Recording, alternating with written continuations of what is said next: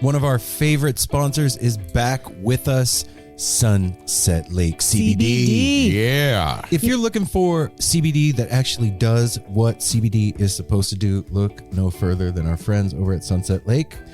Let me break it down. Break it down, Mel. They're sustainably farmed, meaning they avoid pesticides and use sustainable farming practices to preserve the land for future generations. 1. 2, farm to table. They ship the CBD products straight from their door in Vermont directly to your door wherever you're at. Now that's cool. And third party tested. They test everything with a third party to ensure quality, dosage, and safety. You got to go over and check out sunsetlakecbd.com. They have so many products. Break it down for them, Apple. Well, they've got some new stuff going on. Like they always had pre-rolls, but now they got really cool packaging for it. And you can get CBD pre-roll flights of all their flavors. You can get the heavy hitter flight that also throws in some of their Keef blunts. They have a new CBD recovery body lotion. I'm excited about that. Mm-hmm. And what was the other? The other one with arnica. The extra strength muscle rub, 3,000 milligram with 5% lidocaine. So look, Oh, yeah, if you're lidocaine. sore, this is the stuff you want to rub on your body to make those aches and pains go away. They even have CBD infused coffee, so you can have coffee without the little jitter that you get from caffeine, and you have it in the morning and you start your day off right. Your body feels lubricated. You're going to sleep good. Yeah, and also they have, if you kind of forget to reorder, they've got subscriptions. And they're giving the No Simple Road family 20% off. 20% off. Put with in the promo code NSR20 when you're checking out at sunsetlakecbd.com. You're going to get 20% off your entire order. NSR20. And don't forget those cute little gummy bears. That's right. sunsetlakecbd.com, one of our favorite sponsors, is back.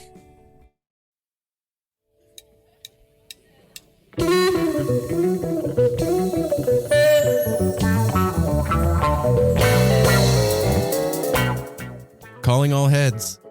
Hey heads. Hey heads. You have boring walls in your house. Fix it. Fix it now. How can I do that? How? You should go to finandwheel.com and check out the amazing Grateful Dead inspired art poster prints they have ready to hook you up at 10% off with.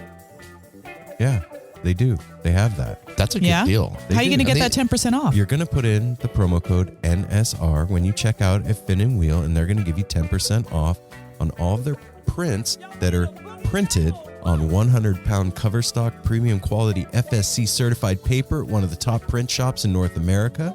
Yeah, that's what you're going to get.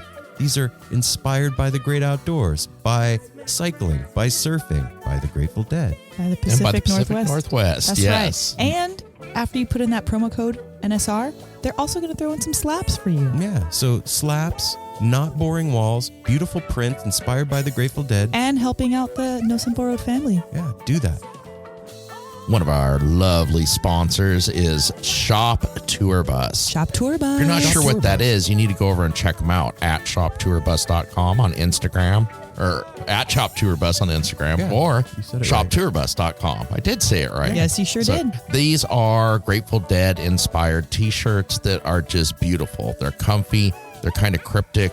People ask about them all the time. I get so many comments when I wear them. What is that on your shirt? And you'd be like, this is Franklin's Tower, or this is Truckin'. Yeah, and you get to break it down and explain it to them. And then they take these and they put them in these beautiful boxes that are hand painted by the people over there at Shop Tour Bus. They throw in little trinkets and everything. They throw in stickers. I'm going to read one review because this is beautiful. It sounds super cheesy, but I almost got teary-eyed opening the package and seeing what's inside. Without a doubt, it shows how much you guys love what you're doing by taking the time to go the extra mile. As a true Deadhead, it's awesome to know and feel that there are so many of us out there. Keep doing what you're doing. Always grateful, Brian. And as a true Deadhead, they're giving the No Simple Road family free shipping when you put in the promo code No Simple Road when you check out. So make sure you put that in. Go over to shoptourbus.com, hook yourself up with some fresh threads. Everybody's a fan of something. Yep. You like That's sports, you like music, cartoons, you like music, it's something. So check this out. What if you could have a light in your house that was inspired by the thing that you're a fan of, that'd be awesome. right? If you're into fish, you could get a fish light shaped like a fish with fish donuts on it. Or if you were into, I don't know, the Bengals, even though they lost the Super Bowl, you could get a light that got says all your sports Cincinnati teams Bengals covered. on it. Yep. You could get a light that has a color-changing bulb. or you could get a light that has a Bluetooth speaker in it. You could create an aquarium of fish and jellyfish and starfish. There's just so many designs they've done. So this is IQ Technology lights. IQ Technology stands for interlocking quadrilaterals, and that is 30 interlocking pieces that can be combined into 15 different shapes. And when you put them together, they can basically build any kind of shaped light you can think of. So you could like decorate your kids' room or your easy up at a festival. Or your RV, because they were shit. at a RV convention the other day and had their lights up. How awesome would that be to light up your RV in these funky, eclectic, cool, beautiful lights? And all of them come with a 12-year energy efficient, safe to leave on bulb, a hardware kit to hang the light, man. And they're giving you 20% off when you put in the promo code NSR when you check out. You are going to get 20% off your purchase at Electric Fish Lights. So make sure you follow them on Instagram at Electric Fish Lights and go to electricfishlights.com and check out what they're doing. Put yourself in order because you're going to be stoked when you get it. Hey everyone, Chris Pandolfi from the infamous String Dusters here to let you know that my podcast, Inside the Musician's Brain, is back on the airwaves for season 4, which means it's time once again to get deep with influential musicians from all across the musical landscape to really understand and translate the lessons of success, failure, inspiration, and hard work that are behind the music and the artists that we love. My guests this season include Rachel Price from Lake Street Dives, Sam Bush, Chris Wood, Chris Funk from The Decemberists, Lindsay Liu, MC Taylor from His Golden Messenger, and more. Check us out, and thanks for listening.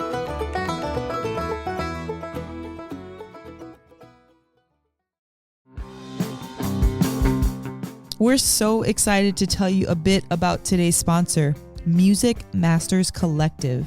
They are a nonprofit organization that produces unique music events, providing opportunities for fans and artists to meet and collaborate in an inspired and creative atmosphere. Music Masters Collective events give you the opportunity to learn from world-class musicians like Otil Burbridge, Steve Earle, Richard Thompson, former members of the band, the Milk Carton Kids, Nikki Glaspie, the Fab Four, and Sean Colvin, and so many more. At an event like the Milk Carton Kids Sad Song Summer Camp happening this July, you can expect immersive classes, evenings of entertainment, excellent food, and a space for a lucky group of folks to learn, co-write, workshop, and perform with like-minded peers, all with the guidance of Kenneth Pattengale, Joey Ryan, and some of their favorite songwriters. This all-inclusive week in the Catskill Mountains of upstate New York is guaranteed to be magical.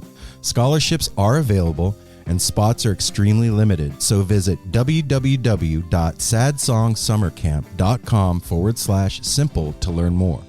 That's www.sadsongsummercamp.com/simple. Check it out.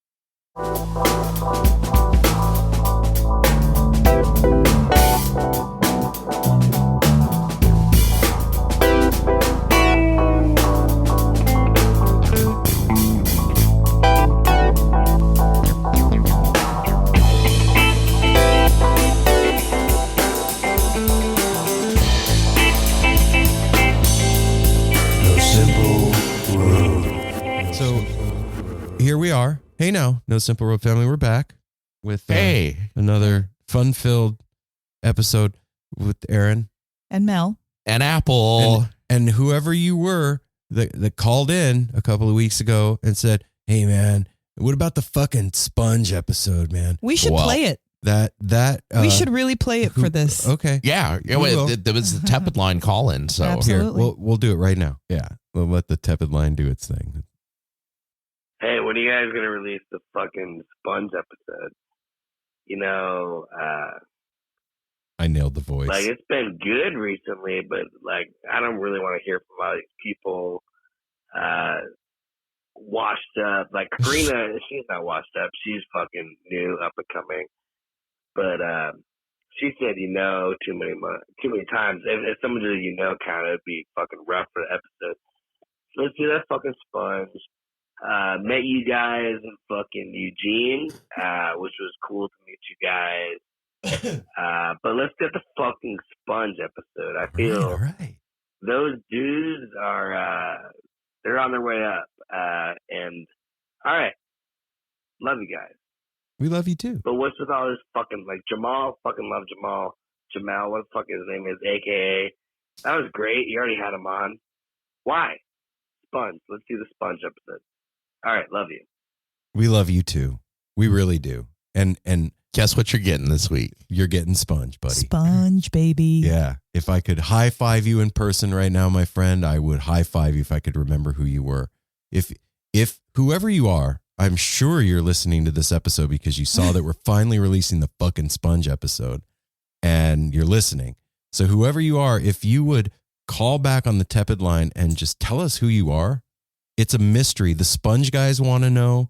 Bryce, they're what is Bryce? Bryce is their hype man. Manager. He's Tour doing their manager, lighting. hype Whatever. man, He's doing their like- lighting, everything. Bryce wants to know. If you got an Instagram, let us know your Instagram. Yeah. You know, let's know Darwin who you was are. curious too. He did. He was like, who was that called and was like, release the fucking Spunj episode. But, you know, he's a dog. So, but yeah, Spunj this week, everybody. And if you aren't familiar with who Spunj is, they are a amazingly talented local Portland grown or Eugene Or grown. Eugene. Yeah. Oregon. Oregon grown, let's say. Oregon Yeah. grown. Sorry. Oregon grown. Thank you, Mel. Oregon jam band. And they, I mean, as you just heard, they're on their way up. So we're, Yeah. we're bringing them straight to you on their way up. And And this one was super special too, because It this was. one they all came over here to the house and Yeah, they hung graced out. us with their presence, and it was so fun because we had some of the guys come at first, and then like it was just Oh, that's right. This was a couldn't whole find thing. the They house couldn't and- find the house, and they all went to go look for him, and then they pulled up. yeah, it That's was a right. great time. yeah. So if, you know, you want to support the No Simple Road family, you know, you could throw these guys a follow on Instagram. Absolutely, show up to it's- one of their shows. Their Instagram is I'm fucking blowing it. I Spunj shoulda- with SPUNJ. but that is not, it's _Spunj @_Spunj with a J. Then you can throw them a follow, and they're getting ready to release some music, but you'll hear about that in the interview. And they got a bunch of stuff up on YouTube you can see. And yeah, they're fucking amazing. And you may have caught them in the parking lot at the Gorge if you were at the Gorge Fish. That was huge for them. They destroyed the entire parking lot of the Gorge with amazing music and gained a bunch of new fans from all over the country over there. So yeah, Spunj, you're finally fucking getting it. Here it is. But first, Wasn't and on Tuesday too.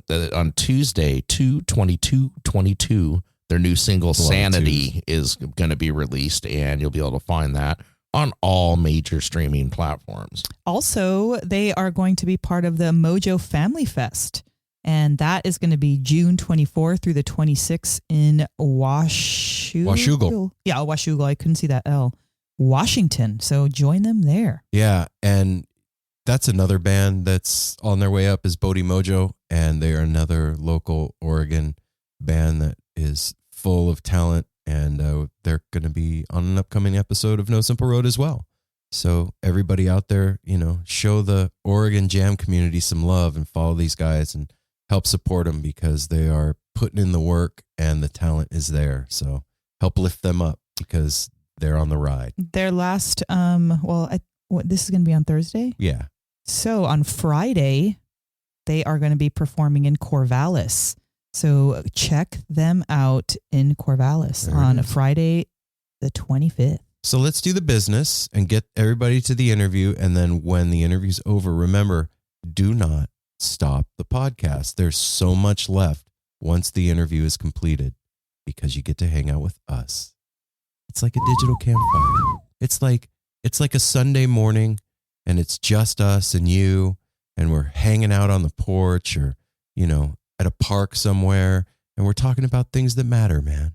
Easy like Sunday morning. Thank you, Apple, for that. Exactly like that.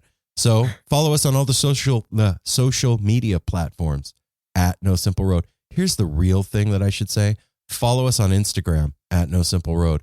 I don't really Facebook much, and I tweet less than I Facebook. So yeah, Instagram, that's the place. And if you know anybody that doesn't know about No Simple Road, I am charging you with the holy mission of spreading the gospel of No Simple Road, of actually being mycelium in our network and helping the fungus spread to ears all over the country. So if you're in a place where you know someone that doesn't know about No Simple Road, it's your job, it's your mission to tell them about it. And there's something for everybody, as you know. There's something for your mom, your dad, you, your brother, your There's not sister. something for like dog. 3-year-olds in this show. Sure there is. Like what? Was it who was it that Nick did that family you're right. family album? Okay, We've you're had right. several family albums. I stand corrected. Keller was on. He does a family album. Damn, I got shut the fuck Uh-huh. up.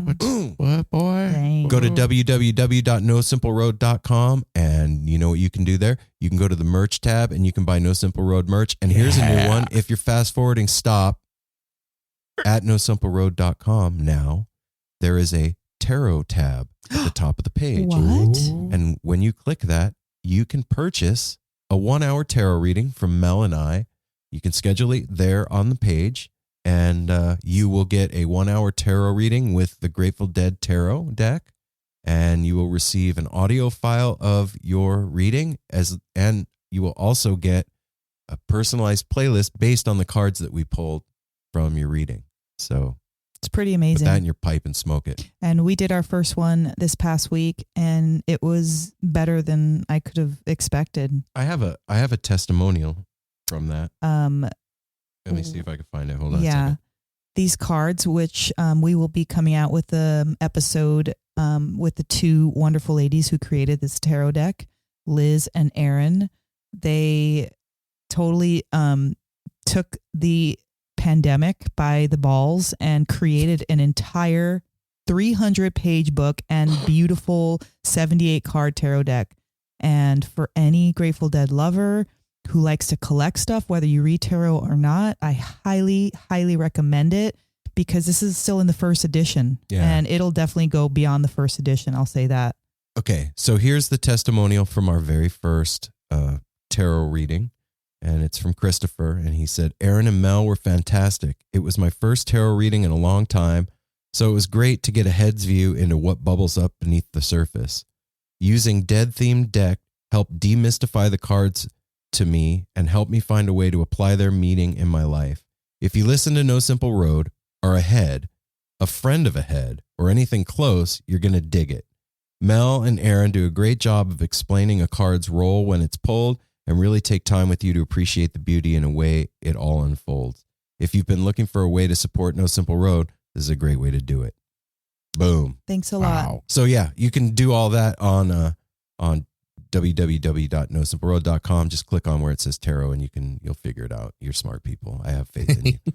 You can also sign up for the newsletter there, and you can also find out where we're going to be. We're going to be at a bunch of shows coming up. We're going to be at Skull and Roses Fest on April 7th, 8th, 9th, and 10th. We're going to be at Northwest String Summit. We're going to be at Pigeons Playing Ping Pong. We're going to be at Spunj. We're gonna be Yeah, at we the are. special. Opening for La Special on the 17th of March. So, if you want to come St. boogie Patty's Day. with us, we will be there. So everybody, also patreon.com/No Simple Road. If you are so inclined, that is how we pay the bills around here, or one of the ways now. We also pay the bills with tarot readings. But, Yes, we do. Patreon is our Merch. bread and butter. And Basically, there's so many ways to support us. If But- you like what we're doing, head on over to Patreon, like Aaron's saying, and $1 a month, $5 a month, $20 a month, sign up. And Million? you'll feel so good every month when it comes out of your check, knowing that you have supported something that you love. there it is. I'm not going to even add on to that. And what did we forget? The We got tepid the line? tepid line. 971-808-1524. And we do have one call on the tepid line that we have not played. And that is right here. Hey, Mel, Apple, and Aaron. This is Sarah, previously from San Francisco, but brand new to the Grass Valley area. Just wanted to call and give a shout out. Say thank you guys so much for doing what you're doing. I know someone previously described you guys as a warm blanket in really tough times, and you guys have been just that for me the past, 2 years. Really made things feel like normal when they're not. Reminded me what's important. Aw. Thank you for alerting me to the Reed Mathis show the other day at the chapel. That was super dope. And I love you guys so much. And I will also be at the Pigeon Show near Tahoe, so I would love to meet up. Thank you for the invitation that I never get. Can't wait to meet you guys someday. Thank you again for what you're doing. Oh my gosh. Thank you, Sarah. I didn't hear that before. That's freaking sweet and beautiful and amazing. Super cool, right? A warm blanket and at least it's not a wet blanket. And she got to go catch the Reed show. Yeah, Which, right wow. on, Sarah. When we meet, I want to hear your thoughts on that show. So if you want to be like Sarah and be super rad and cool and awesome and have a special place in our hearts, you can call 971-808-1524 and leave a sweet message like that. Thanks again, Sarah. That was beautifully put. It doesn't have to be a sweet message. I mean, you heard the other message. Yeah. That was, when's the You know, fucking we like Spunj all episode kinds of coming? Sweet stuff. in its way. Yeah. He really wants to hear He Spunj. told us he loved us, and I'm down. He was a big fan. Okay, that was it. Hey, everybody! Before we get into the interview, I want to tell you one last thing. We love you guys, and it's an honor to do this thing for you. And we dig you, and we can't wait to meet you out there at the shows. And when we say come boogie with us, we mean it. We do. So we hope to see as many of the No Simple Road family as possible at these shows coming up in the next few months. So with that, we are going to get to the interview with Spunj. Remember to hang out with us afterwards. Without further ado, the No Simple Road crew gives you Spunj.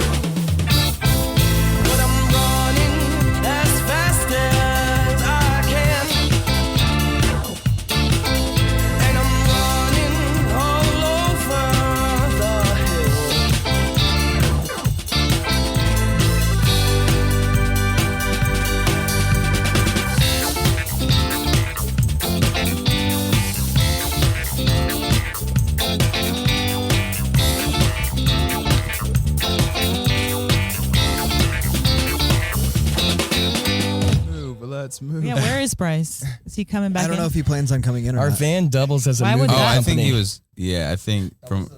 he wasn't. Not that he gonna- explicitly Doubles said it, with but I Nova. think he thinks that he's not going to be done. Why? He's What allowed do to. I Do don't you know. guys- I'm just. What I'm did just you do? relaying. Oh, you're I relaying know. this. Yeah. It was This- Yeah. it's like, you think fucked up, Wait, man. do down you there? guys want him here? outside. you're cool enough to hang out with the No Simple He's Road sitting crew? in the fucking hallway, cross-legged, crying. Oh my god. Crisscross applesauce on the. Did you say twiddle? Oh. He's like, at least I got him here on time. They're here. That's all that matters. They're here. That's all that matters. We found Sage and David. The van is here. Yeah, drive. You know what? Oh, poor Brian. All the Are best. We, are we started? I don't know. We're just like bullshit. Wait, That's usually how it starts. Have you not listened to the show? This is it, man. This is what happens. Thank you. Good night. So back to moving. Back to Our moving, van yeah. actually is a U-Haul. Did you fly Bryce, you're allowed in the room, man. We will allow But you it. better be quiet, Bryce. You got to be on your best behavior. No talking. No Feel free to talking, move the right? seat Don't where you need spill to. anything.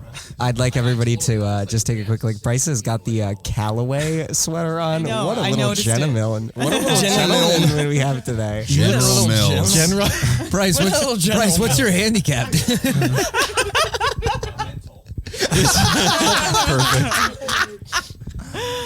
What's up, you guys? You made it. Hey, we're here. Hey, Yeah, yes. thanks for having us. Yeah. Far out. Stoked Okay. to be here. I'm Aaron.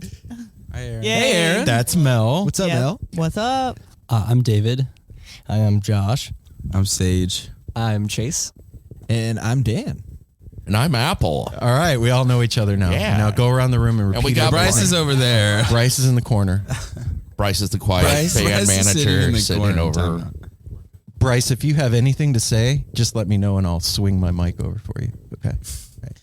So, hi guys. This is Hello. for everybody out there. This is Spunj, and it's been a long time coming. You guys, this is What's with the spelling, guys? Oh, That's just a total rip off of Fish, you know, just being young and just like, oh Young man, and they're cute. the coolest, so I want to do that. silly you know? spelling for an Okay. ordinary word. All right. Well, and the word spun, like, I think, you know. That wasn't added, honestly. That was just like, oh, just makes sweet. it better, Like that is also there, but it was really, I just thought it was, you know, it just kind of rolled off the tongue. It was visually pleasing to see. Yeah. it is visually It pleasing. is. I like the P and the J together. When you look at it. We're talking When about it's- consonants now. Yeah. I thought we were talking sandwiches. So, are you? I know that some of you live in Seattle, right? Yeah, I do. Myself and Chase. Yes, I do live in Seattle. And so our keyboardist and our sound tech, Chase and Dan, they live in Seattle, and then the three of us, the rest of the band lives in Eugene. So when people ask, "Where is Spunj from?" We say Eugene. Well, we've been saying Eugene, but now kind of is like From all over. for multiple purposes, we try now to just say P and W so that we kind of sound bigger than one Hell bigger yeah. city, and we kind of like to other people outside of the area, it makes us, you know, seem kind of larger than life. But Gives us yeah, room to grow and into. too with Bryce being, you know, who's also like essential part of the crew. He's in Portland, so it's like we kind of have members, you know, spread out to where it kind of feels where we're not just based in, you know, Eugene. We're not It's just based in true. Seattle. You are We're not Pacific based in Portland. Northwest. It's definitely like a blessing and a curse, though. You know, like it allows us a lot more territory, a lot more ground to cover for sure. But it doesn't allow us the privilege or the comfort to be able to kind of live with each other and write songs and kind of have that creative collaborative process all the time, kind of 24/7. It's something that we have to schedule out and kind of have regimented. So that part can get frustrating, especially for me, because I mean these guys, you know, they all live together in Eugene, so it's like Yeah. Some would say we're cities apart. But I mean, we find a way to make it work. So far, it's Yeah. actually worked out really, really well. And Would yeah, you so be willing to move? oh, absolutely, Oh, yeah. okay. Eventually, I do plan on doing that. I'm locked in my lease right now for the next year and a half or so Okay. in Seattle. But I think we're trying to figure out some sort of solution to that issue in the Back future. to moving. Yeah. Yeah, I know. Moving is a hot topic. Eugene's kind of the place to be, though. Like me and Dan, we road trip down honestly a weekly basis at this point, and it's kind of one of those things that like, we've kind of learned to hate Seattle's traffic and everything. It's always a Eugene's treat. tight. Eugene is tight. But I'll say on the flip, it's been really fun for us to kind of leave the smaller town of Eugene, get to hang out in the big city, and like, so it's like without having to pay the like living fees of it. So it's like we've been kind of, we've been able to go see these shows. Well, and it helps us interlock with new bands that we wouldn't really get to, intermingle with as much, So now it's like when we're spending, a weekend or like 5 days up in Seattle, on the off time, we get to go check out, Swindler or, Ari Joshua, like you just went and saw. Eugene really does have a popping live music scene. There's music going on multiple nights a week. But being able to go hang out in Seattle and Portland, we're getting to experience and like hang out with an audience that's like going to a Blazers game or like catching the Seahawks play. And so then they're just going to go out for a beverage and get exposed to Spunj. And it's also cool to have those diehard fans back in Eugene. Yeah, Eugene, I mean, even for me and Chase, I mean, I'll speak for the both of us, but it's gotten to the point where like I pull off that exit and I'm like, yeah, I'm home now. Like, it's like, that's cool. It's like, That's so sweet. Well, Eugene has a feel like when we went to when you guys played after the Fish shows and you just dropped in the middle of Kesey Square. While we were blown, I was like there's the skeptic in me was like, oh, this is getting shut down right away. You can't do this shit. I had this the isn't gonna emoji heart happen. eyes. I felt the same. I was worried we were going to. I mean, we did. And they let us go, but Bryce they Smooth until talked us. 2:30. But that was all the Bryce. cops let us go until 2:30. That was all Bryce. in the Yeah, public, like a public square. It's just amazing.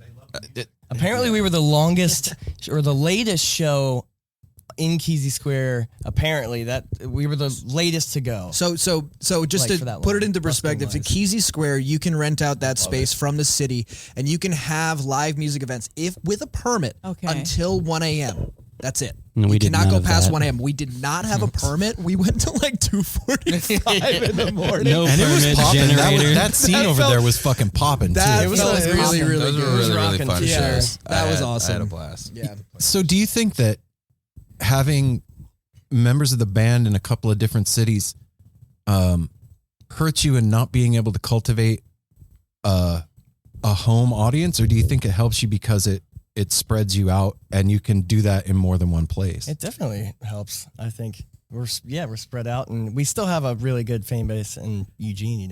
Yeah. Well, so you have to understand, this hasn't always been the case. So Dan and Chase are like very new to the Spunj reality. Okay. So I think that kind of needs to be explained for everything else to kind of make sense. All right. Totally. So we were fully in 100% just a Eugene band. All of the members, we were all living in the same house. So we've actually done both. All four of us were living in the same house. We were literally like, all three of us were working the same job. We'd all go to work, come back, rehearse, da-da-da-da-da. And so that's what helped create the Eugene scene. And then kind of what happened is funny. It was the Fish at the Gorge shows this most recent year when we went and we played the Shakedown in the campgrounds, and Chase and Dan came out. And at this point, Dan was not in the band. But we had played with his other band, Moose Almighty. So we were friends. We had, made that connection. They both agreed to come out and run sound for us at the Gorge. And we just super hit it off. And I think we just really clicked as like friends. And we also saw how good of a musician Dan was. There's a lot of Like he potential. was just he would just noodle in and chime in, and like, before the Fish shows, we would all just be noodling, and it was just like, oh man, like Very similar visions as well. yeah. Like, What do you mean by that? When you say similar visions, what do you mean? Like just we all wanted the same thing, and then meeting Dan, it was like, oh well, this guy's like totally on the same plane of like, just like trying to kind of like gear like where we want to head with the band, and also just like how we want to play the live. Like once we started jamming with Dan, it was like, oh, okay, yeah, like we share a lot of the same ideas. How did it feel for you, Dan? It felt very organic. It was a steady climb, kind of building up. Like I remember Josh and I, we spent the weekend together. Sage, Josh, and I spent the weekend together at Mojo Family Fest with our friends from Bodie Mojo. Jack McGrain has a beautiful place up in Shout out, Jack. Washougal. Yeah, shout out to Jack. the homies. Up in Washougal, and he threw this awesome festival in September this year. And it was over my birthday. Yeah, it was Sage's actually. birthday. It was weekend. so much fun. So right much fun. on. So yeah, it was a lot of fun. And Josh and I were just kind of, there's a little tiny, like, it's like a double wide trailer home, like just on the property.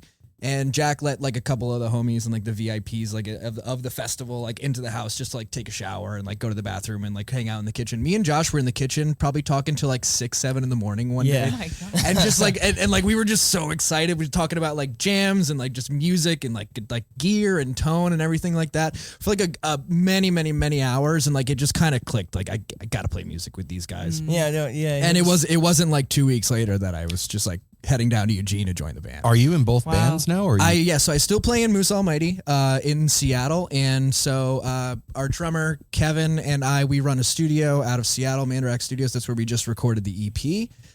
In Seattle, we just finished that up yesterday. So yeah, I live in Seattle. people. I still play with both bands. I just quit my day job to play with both bands. So yeah, I'm just taking a full deep dive into music. I'm really excited about it. How? How does that feel? Yeah, how does that Dan? feel, man? It's a great feeling. So I used to work in assisted living. I worked there for 4 years. So Chase and I, that's where we met. All right. So we worked in assisted living throughout the whole COVID pandemic. Whoa. shit. So like people were guys. locked in their room. Like it was, I had to serve breakfast. Like I had to get there and like serve breakfast every single morning, like door to door, like serve hot trays to people, like full, like in like a gown, like shield, mask, gloves, like everything. Like it was brutal. It was terrible. So after like doing that for a year and a half, I was so burnt out that I was like, if I could just play music and just play music, like that's the life. And I think a lot of people during the pandemic came to terms with the fact that like they don't want to work 9 to 5s. Like nobody wants to do a 9 to 5. Yeah. And like and just seeing how little of a safety net there is for so many industries, it's like fuck it. Like there's really not much. Like play music. Like we don't have a lot of time left. Let's just play yes. music. Like who cares? If you think about it too, man, unless you're like a trust fund kid or you're independently wealthy, if you work 9 to 5, you're 2 paychecks away from being on the street. And 100%. Even if you make good money. Yes. Like And we're not even a paycheck away from it. Oh yeah. Oh, you're being straight. Yeah. It's true. It's fucking, it's gnarly. 100%. And so to make the decision to do anything other than have a 9 to 5 is horrifying as far as like stability and comfort. It certainly is. Yeah, absolutely. I mean, but just to kind of see, oh my gosh, just to kind of see how little of a difference it is to kind of going and making like, you know, an hourly wage to going and like kind of gigging on the road. There's like, you'd be surprised how little of a difference, you know, financially there it really is. Like you really don't make a ton more money working a day job. I believe that. Like it's like, And what would you rather do? I would your so dreams much or rather have be fun on the working road. or not? Like, I really would, and I cannot ever see myself going back to working. I'm proud of you, man. Yeah, congratulations, Seriously, brother. Dan. That's Thank you. fucking That cool, is man. a really amazing conclusion to reach. Thank you. At 26 years old. Yeah, no, and that's the thing. I was home visiting my family for Thanksgiving back on the East Coast, Yeah. and I was like, look, like if I do this, like I'm gonna do this, and they were like, by all means, like. So they were please. totally You got- supportive. you have Absolutely. family They're like, support 100%. They're like, look, you're in your 20s, you're young. If you're gonna do this now, like you got to do this. Grab like it. go and do it. Good for them for So I'm putting stoked that about it. Yeah. So and I'm curious about that too, because we were talking earlier and stuff. You guys, everybody here is from like back east. What? Everyone except for Right. David. And me. Oh, okay. So actually, no, we're from all over the. Oh, sorry. From all over. we're from- Okay. I'm originally from Texas, Austin, Texas. Okay. Okay, so Sage, Um, Texas. And then Chase. is Chase. From, I grew up in Chicago, and then I went out east before coming here. Okay. and then Dave, where are you from? You haven't said much. I'm from Oregon. Oh, David, Oregon. So, Sage, tell me how the band came together. Like, how did this whole thing start? So it's actually a pretty weird, unique story. So rewind like 5-6 years ago. I basically had just discovered Fish. This wasn't so I've been playing in bands and music like pretty much my entire life. Like I have like 8 years old. I'm on my dad's like first recording, like rapping and stuff. And 8 years old. So I had been performing a ton, but it was like always, it started with indie bands and then it actually got like punk and metal. And then like 1920 I discover Fish and like that whole thing, and it just totally like flips my entire like reality upside down. And I'm like, that's the kind of music I want to start playing. But not that this is a prerequisite, but at that point in time, I hadn't ever studied music like in a institutional setting, or I'd never like really like started to take lessons and like move like beyond like power chords and like very like more, you know, I don't want to say simple music, but like, you know, More elementary. Campfire playing. yeah. And sorry, I'm rambling here. No, dude, it's a podcast. Please ramble. Or this is going to be really fucking short. The band starts, and this is in Arcata. So I went to Humboldt State University in Arcata, California. This is where it all starts. The band first takes its first iteration with none of these people. Josh, no one's in the picture here. It's like a completely different lineup. And we play like a couple shows. Nothing happens out of it. Everyone kind of leaves and actually just like quits the band and like goes on and like graduates, and like nothing happens. And then at that point, I decided to start studying music and go to HSU for music. So, and then around simultaneously, I've met Josh. So Fast forward. Yeah, so he can chime in now. I've met Josh, and I'm studying at HSU. You met Josh at HST. No, I met Josh sorry. at a trim scene in Arcata. Yeah, we were actually. That's what I did for money. My friends Melanie and Julian actually I was staying there with a couple friends from back east. We did a road trip out, and we were living at their house. Got a job hookup. You know, we were out there trying to trim weed. You know, of course. And we met Sage. Like we literally go to this guy's house. We're like all trimming in his like garage or whatever, and you know, he's putting Fish on and Twiddle, and then we were like, ooh, Twiddle. We had similar interests. I wasn't quite into Fish yet. I was predominantly a deadhead. He was hating on Fish. I did. But we all it's have all been there. now. We've all been there. I swear. Me and Aaron were just talking about this. Get the fuck out. I like the dead, I swear. So, yeah, and decided to do like a 3-night run, Portland, Eugene, back to Humbrew's in Arcata, and just bonded crazy. I heard him play drums and was like, I gotta play with you. And I wasn't playing guitar for very long at that point. So, you know, I had a lot to grow. And he made it pretty obvious, but, you know, it worked out, and here we are. And wow. Well, so you're kind of, no, we had met, but hold on, you're skipping. So Okay. we had met, we're homies, but we're not trying to do a band thing. You go back to Colorado to be a ski bum for like another year. Fun times. You're working, he's working a hill. And then I guess something clicks, and he's just like, dude, I want to move back and like try to start a band. And then I'm like, whoa, like, dude, I'm like studying music, like, and I have like almost like 10 years of playing on you, like being dead honest. Like if that's what you want to do, you're going to have to fucking like Step it up. Study son. up. Like, see, you know, really. He doesn't sugarcoat it. I know. But dude, I mean, Josh, he was like, all right, you know, I'll do it. He did. I would like go to school, learn stuff, and then I would basically come home and try to either catch him up to where I was or try to just start giving him lessons. And then like a couple months in, we like played our first gig with a 50% different lineup. We've kind of had a lot of different members come and go, but I had the first show, kind of did a whole thing for like 6 months in Arcata and had these great shows, but we're like, dude, like there's no way we're going to take on the world if we're like in Arcata. Like Arcata is just too small. And so we were like, we have to move. And so we made the decision to move as a band up to Eugene. And a couple members later, here we are. Wow. So yeah. So how did you end up with David with the band? Oh, so I actually met these guys at this I was hanging out with this other band that I actually still play in. It's like a heavy psych rock band called Creek Preep Jenga. But we were it was like the 4th of July, and we were just going out camping and invited some friends, and we were like, oh hey, we should find another band and just invite them out to play. And so it ended up being Spunj, like with the previous bass player. And so they came out, and I was actually on acid, and I was like listening to them play, and I met Sage's girlfriend Kara first, and I was like, hey, do you think they'd get mad if they asked if I can like jam with them for a second? And she was like, maybe, but like you should do it anyway. So I like put my horn together. Shit. I just put my saxophone together, and I kind of just like walked up and like looked at them and I was like, just stared at them for a second. Saucer-eyed, bug-eyed stare. Just stared at them for a second. They're finally like, okay.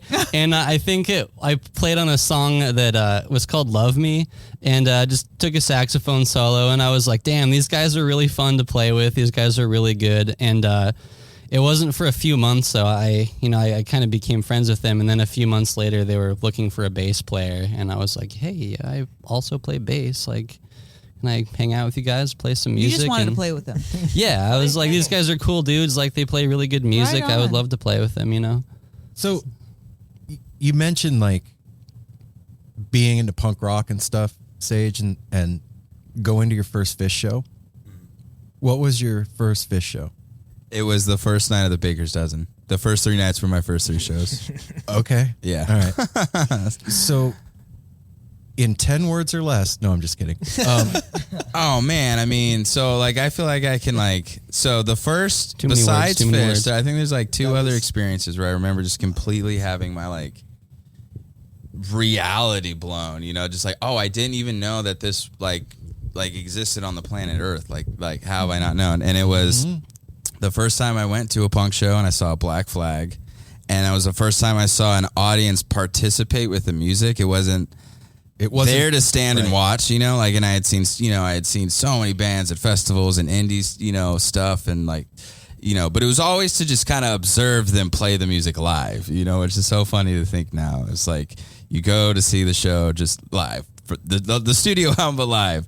And so, yeah, it was like Black Flag, seeing people mosh and people seeing like throwing each other around and jumping off the stage. And it was like, whoa, like these people are here to do more than like observe, like they're half of the show, like, you know. And then so it was that, and then, you know, yeah, Fish, where it's like just like people, yeah, like, I mean, it's exactly like you can't even describe it. You really can't. It's participatory. Well, I It's think a whole nother level. I think what the difference is, because I never thought about it like that, what you just said, but I think what the difference is, it takes the participation to another level. What you're talking about with Black Flag is a physical participation with the music. Right.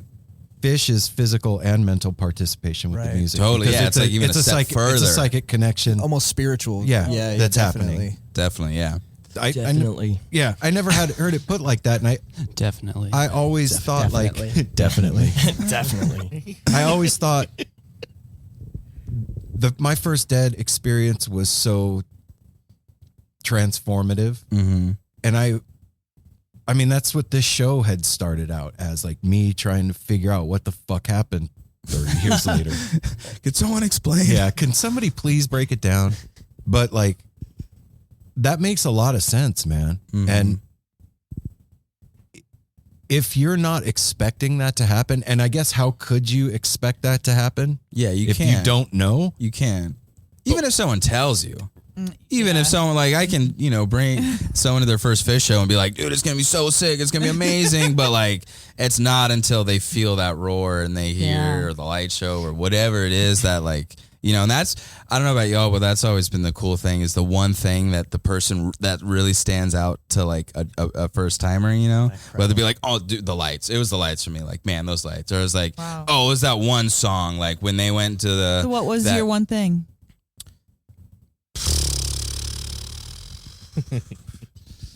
Honestly, I think just the energy of the crowd, you know, like I had seen so many good bands at that point, and obviously Fish is like a whole nother level of good, but I think it was just like you're turning over and you're seeing like a couple like sob into each other's arms, and you know, like they probably have some connection to that song that is so deep, and like you're seeing 16-year-old kids just like bug-eyed, like, oh my god, like this Guitar Hero Trey. You're seeing like, you know, the older heads who are like reliving their like 70s like passion and like you know the thrill of those shows. You know, you're seeing like just, you know, so many people and so many different factors. The bro chatty guys. I'll tell you what it is. They're just like, God, you're just so like, hell yeah, dude. Like the trampolines. What? The trampolines. That's what got me. Really? The trampolines.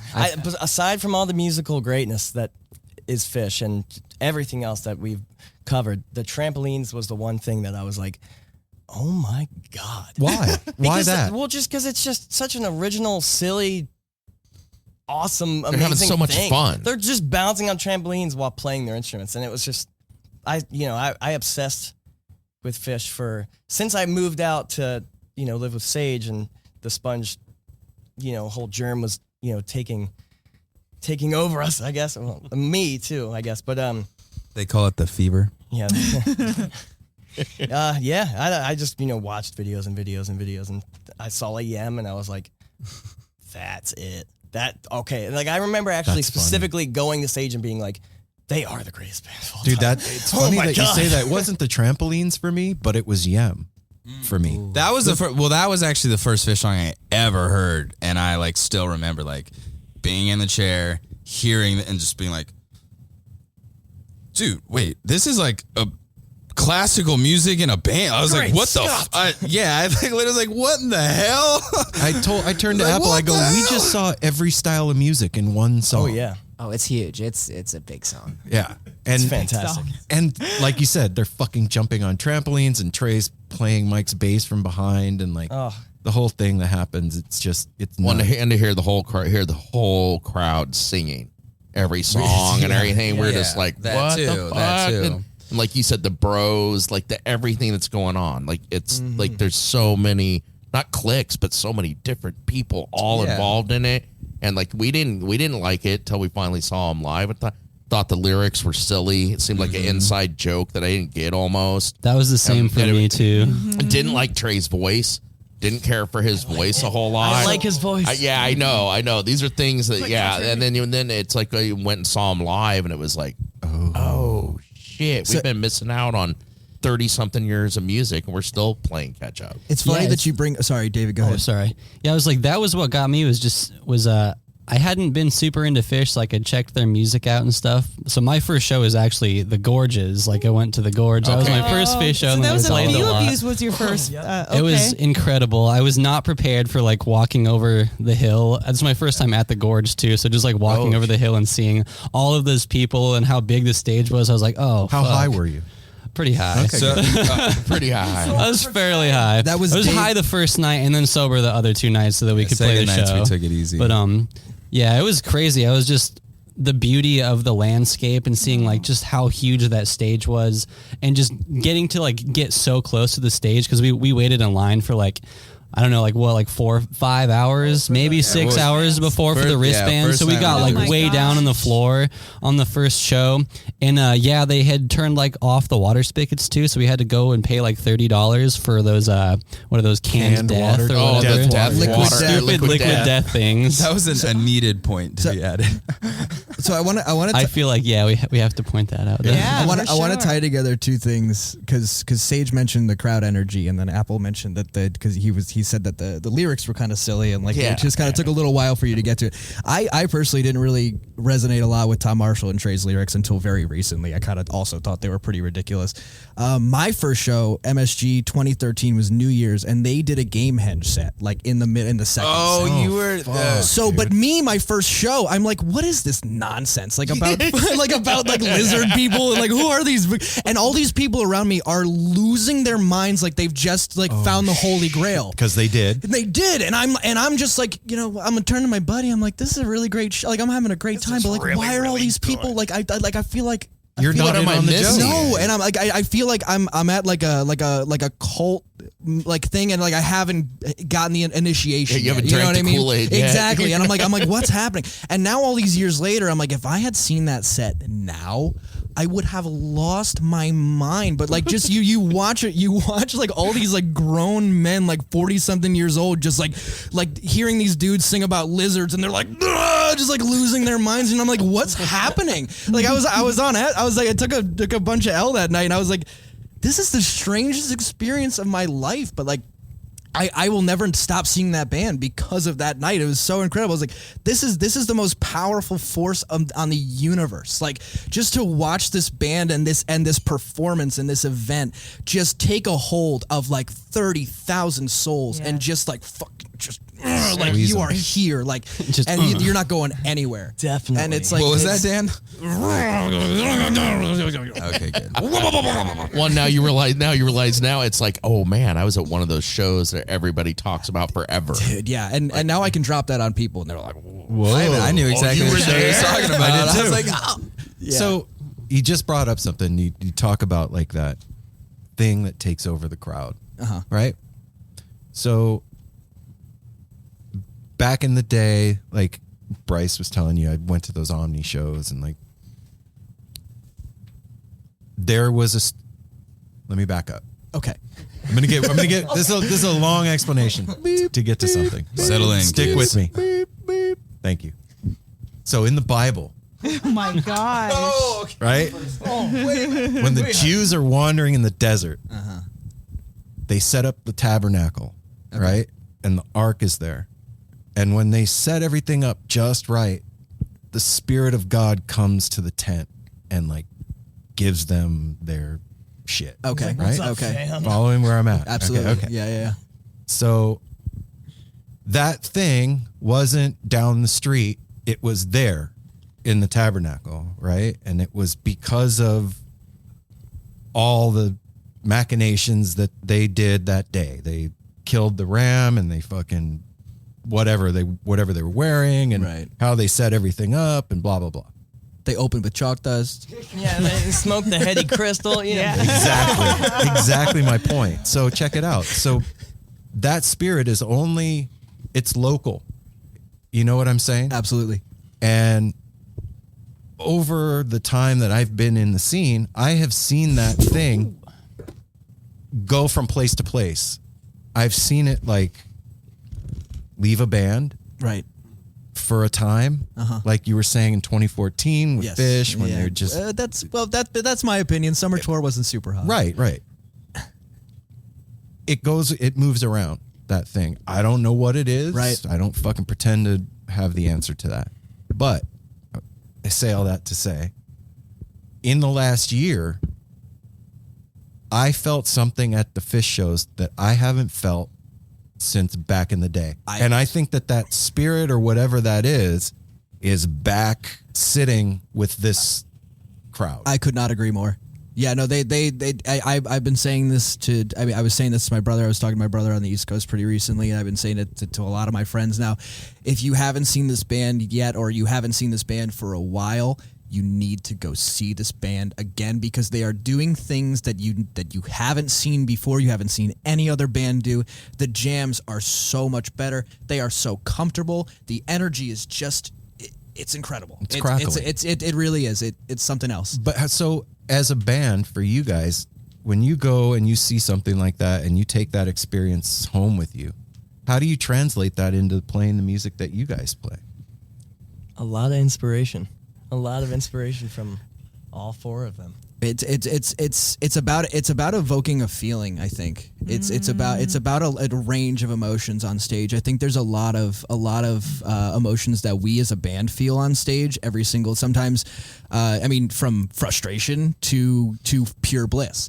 And I think being able to ride that out together as a band makes all the difference. So riding emotions. Yes, absolutely. And I think that is what makes a musical experience what it is. Yeah, experiencing all that together, I think, is a really important thing too. If you're like a band, you should go do things. You should go see shows, even like of different genres together.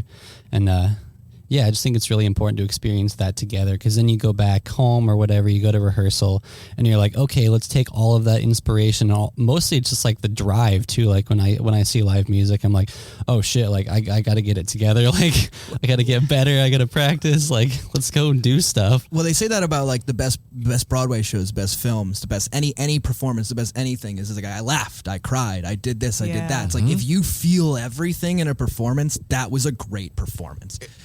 If you think about what you're talking about, how going and doing things together as a band, have you ever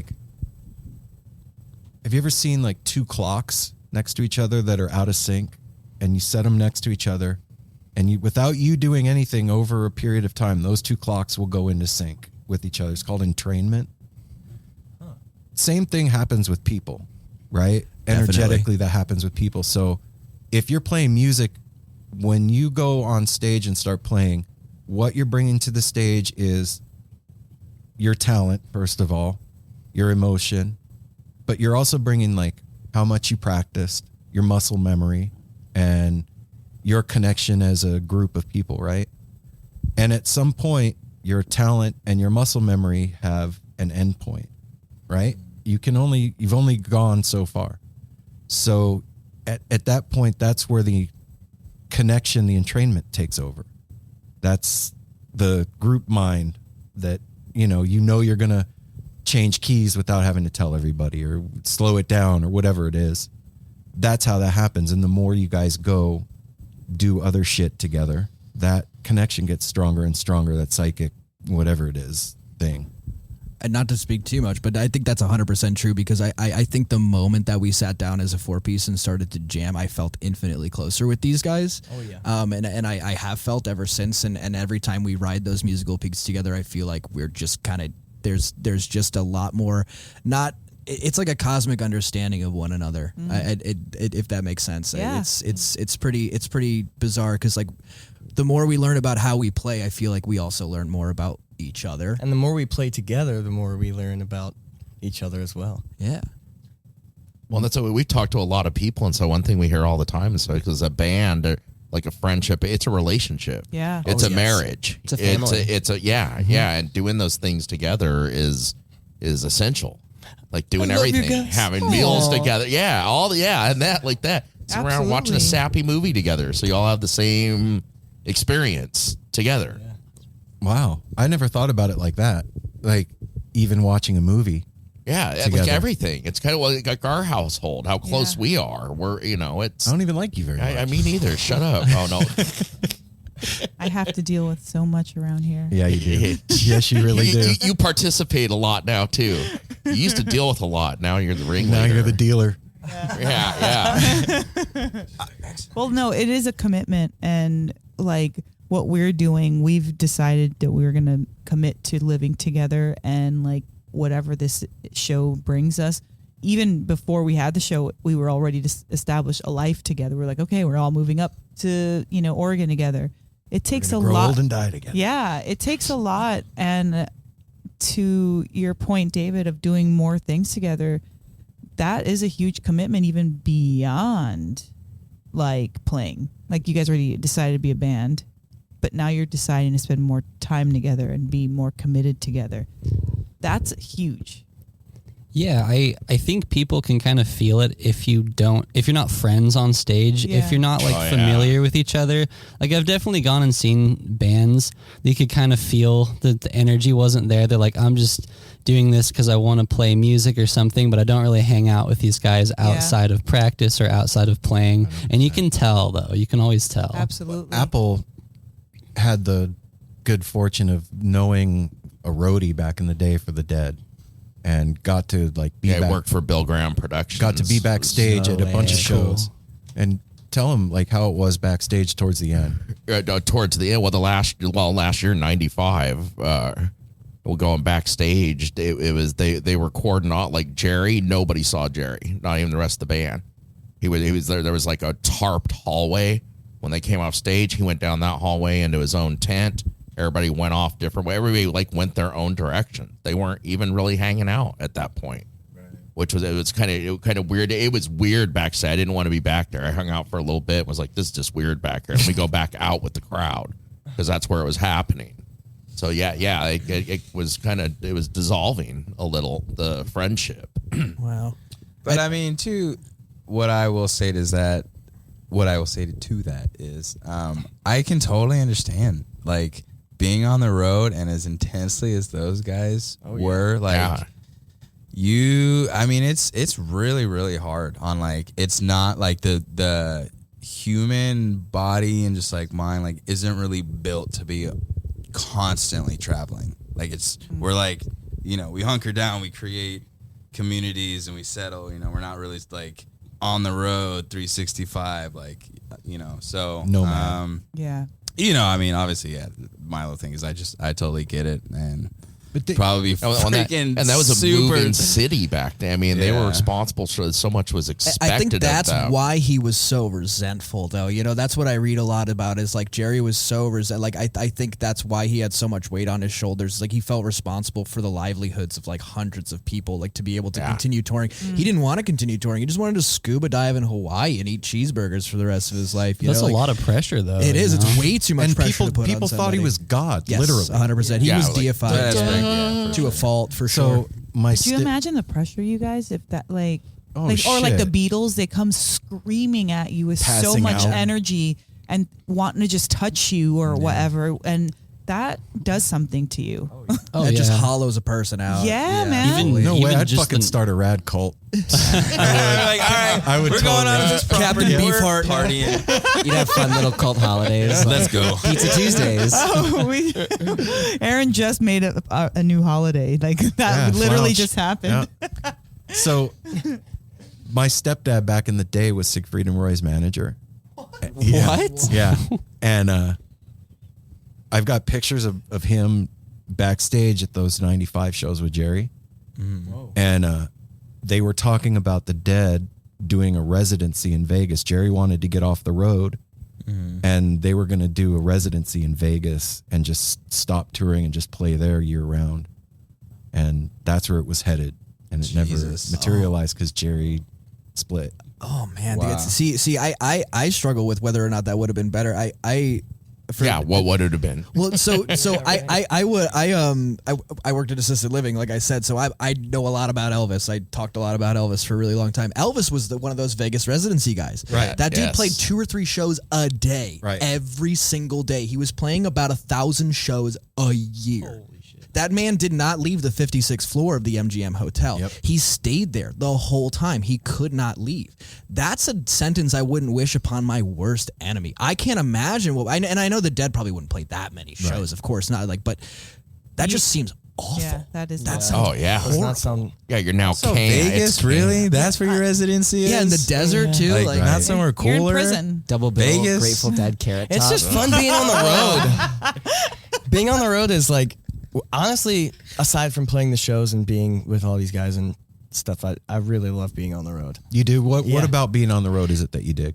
I mean, honestly, just like the freedom of like being able to just drive wherever and go to the next place and have this like always event where you're just like always like kind of looking forward to, the next thing. And it's like, it started when I, left the East Coast and drove out west, and it was like, wow, this is cool. Like you can just see, one night you're here, the next night you're there. Like I can only imagine how, much more fun it's going to be really breaking out of the PNW. Well, there's a great unknown to traveling too. Even going on vacation, we've always loved. I've loved going on trips with them since they've been married. Me and Aaron have always been road to jump on the road. We'd be partying, like 18 years old, just party like let's go to Hollywood. Yeah. Jump in the car and take off. The great unknown, just hitting the road, and you don't know what's going to happen. There's something next. really exciting What about you're that. going to It's see while you're on the exhausting, road, yet fun. who you're going to Yeah. meet. Well, and I think what's made this last few, I mean, especially since I've been with the band, that the last few months on the road have been so much fun because you go to these places that you wouldn't expect, like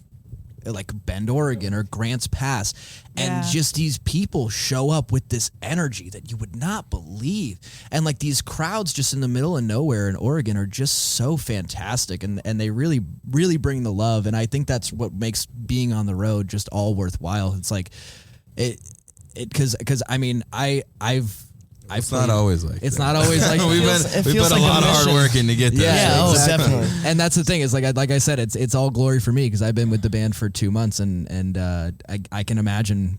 I've also been on the road. I played a gig in Olympia with my other band in Moose Almighty. We played a show on a Sunday in Olympia to like literally 5 people.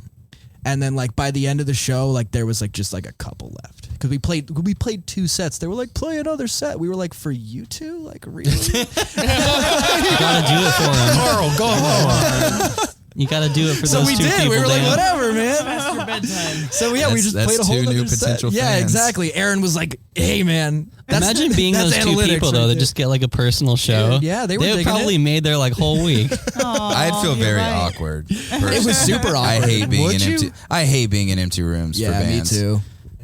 Oh yeah, you feel. I feel super bad for them. I'm like, damn. Well, 'cause we know what that especially if they're a feels good like. band.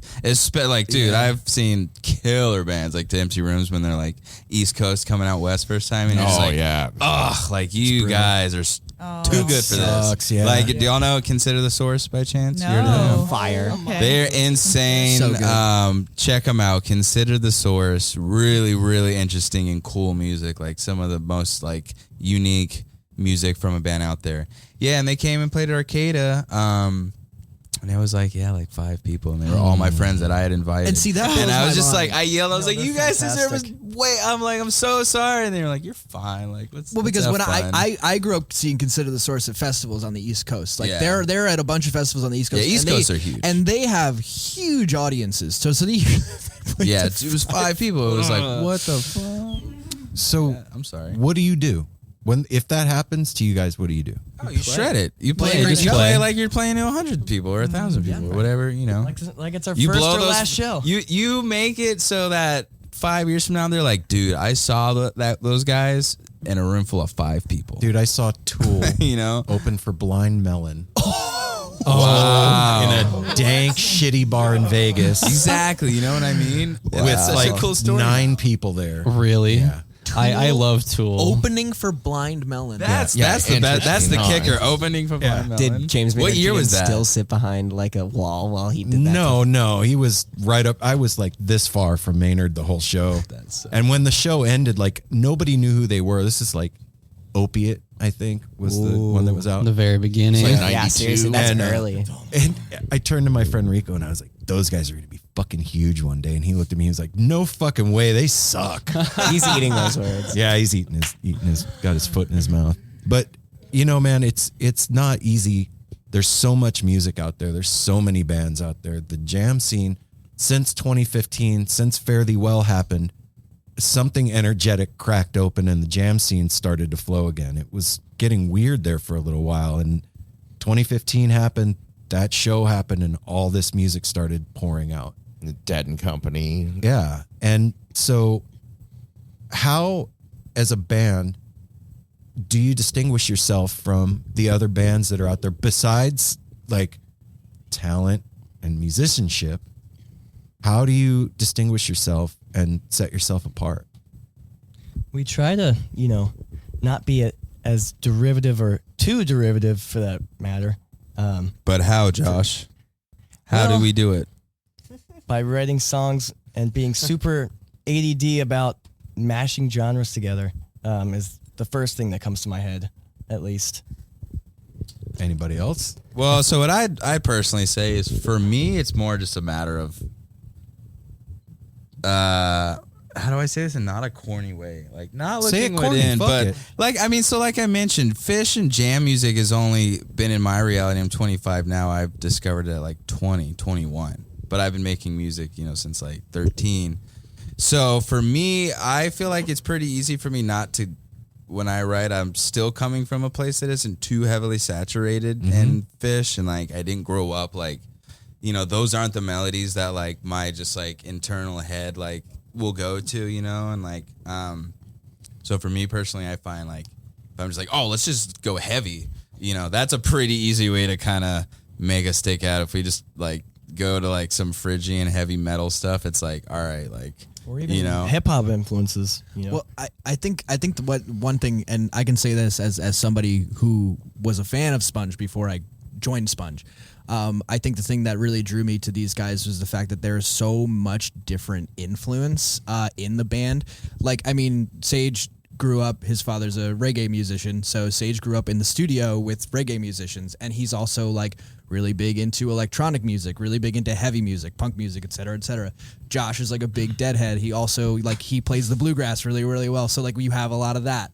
And then David's also really into heavy music, but he also And has jazz. this incredible like ear for jazz, and like so there's so much going on, and like we all kind of find common ground in the jam scene because like it's just a meld of all of that Right. together. So like I think it's just happenstance that we all really love Fish, but if you ask us what our favorite music is outside of Fish, we're all going to give you a different answer. So Bryce, as a Spunj fan before you were working for the band, what was it that drew you?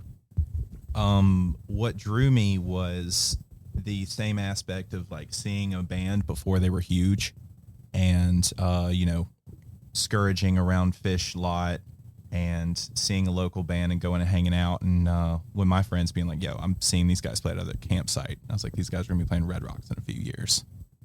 And then bumping in organically to stage and getting to meet him, and once I already heard No Pulp, and then he told me, he's just like, yeah, I wrote most all of the pieces to that, and it has like a reggae influence, a metal influence, and it's so diverse, and it's just like a multi-layer jam sandwich. It's awesome. And so like a cosmic gumbo, like a jam witch. We joke about that backstage. So that's what, and then just, you know, from there, that's what locked it in as the as a fan manager. Fanager. I think something also should be said is whenever an idea or something comes out and it does, it's like, oh, that's just fucking shocked us with an extra note. Like I'm like, no, or we're like, no, like we can't have music that sounds like that somewhere. It's just like, dude, like then we're just gonna get pigeonholed, and because that's something. So like, you know, I think a lot of people when you're a jam band and you know you're into the scene, your go-to is just to kind of like fit into the already set narrative. You appeal to the older heads, the older Fish fans. You just get into the jam scene. You sound like this. You know, you have your goofy songs. You know, and then a 20-minute solo. Like feels like it's very like almost set in stone. Yeah, and someone like me not coming from the jam scene until so late. For example, I didn't listen to live Fish or listen to live tapes or any of that stuff until 2 years of listening to Studio Fish and then seeing them live. So to me, like the studio album is like a totally like slept on aspect of the whole like jam reality. And like that's something where I'm like, I think we need to be trying to adhere to that more. You know, I think being younger at the point in time that we're at with all of this technology and these apps and like, you know, everything is moving so tech heavy.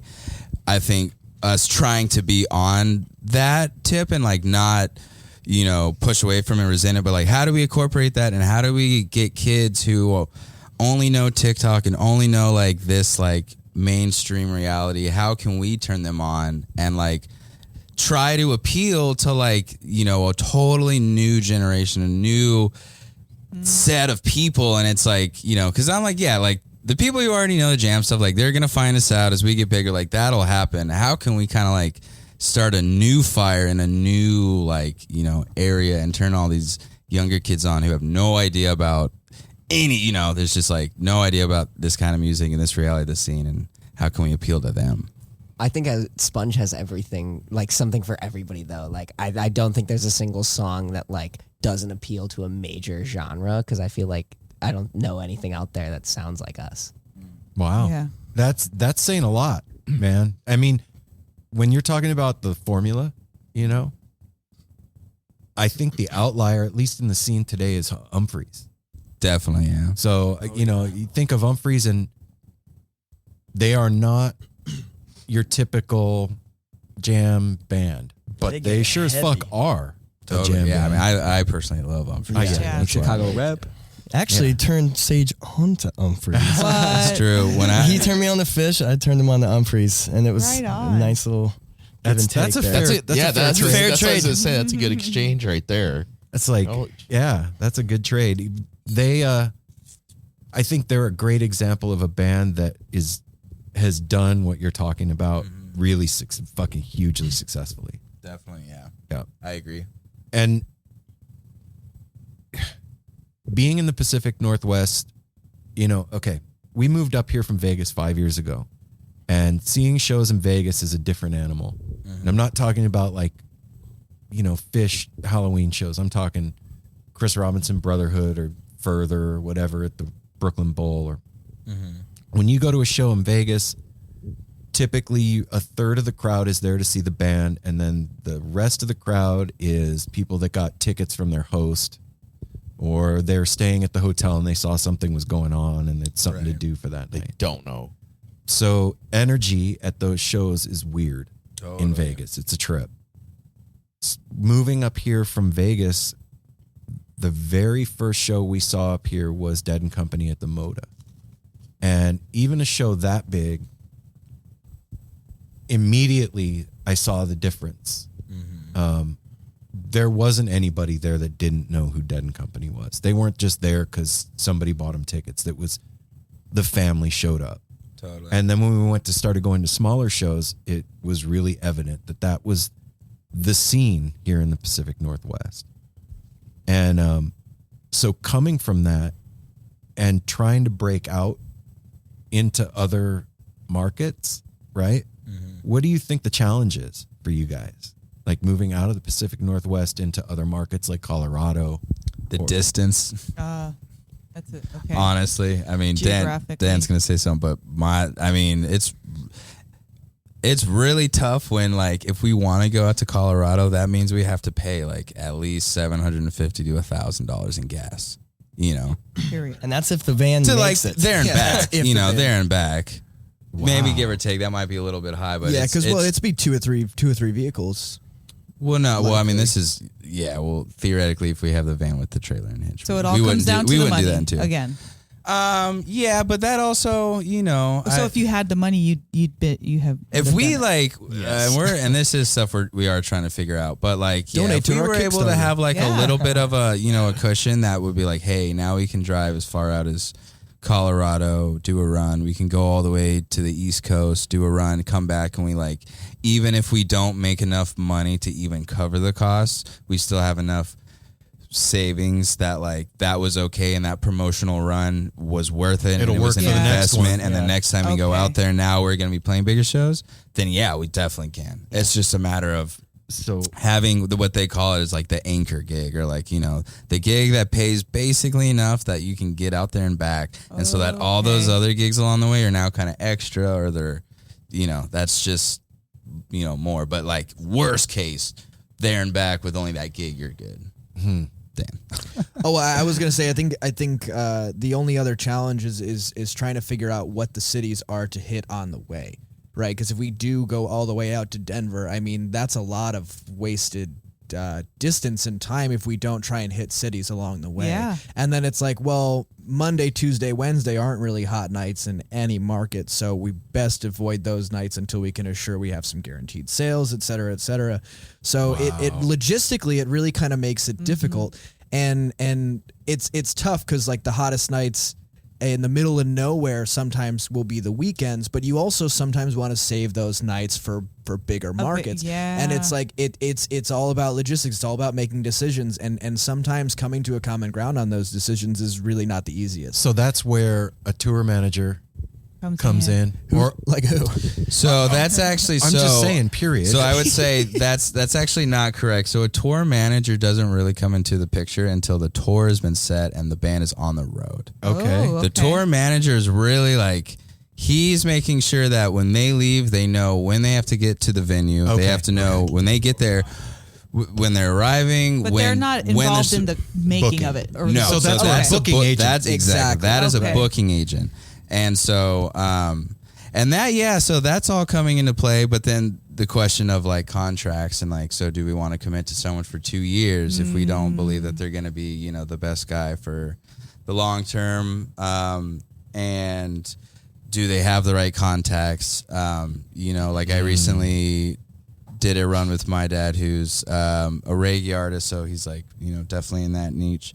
And I tour managed with him for 3 weeks, and there were a lot of shows booked on the run that were a little like, had you probably done a little bit more homework, you would have seen like this probably wasn't the best venue in this city for a reggae band to play, or you should have had a better local opening act play than a punk band opening for a reggae band, you know? And so like things like that, you know, the booking agent has to be smart with these things, has to be kind of like well connected to a degree, or at least know what they're doing. You know, they can't just be like, oh yeah, I can just get you a gig, whatever gig, you know.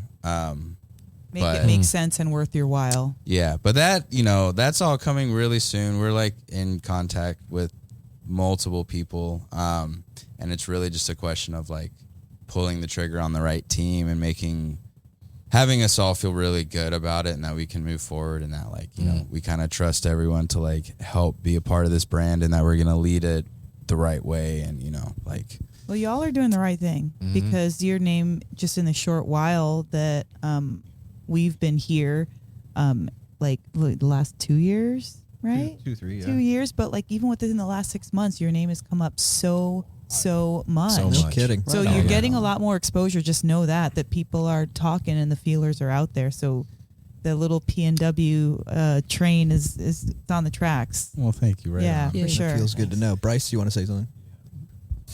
And like just with Dan, like within the past like 2 months, they've, you know, already put a fall tour behind them. We've been on the road, and it's like capturing on so much of that like mechanism of watching movies together and like tying everything in is, you know, has been what the band has been doing for constantly 2 months. It's been every single day. What can we do better?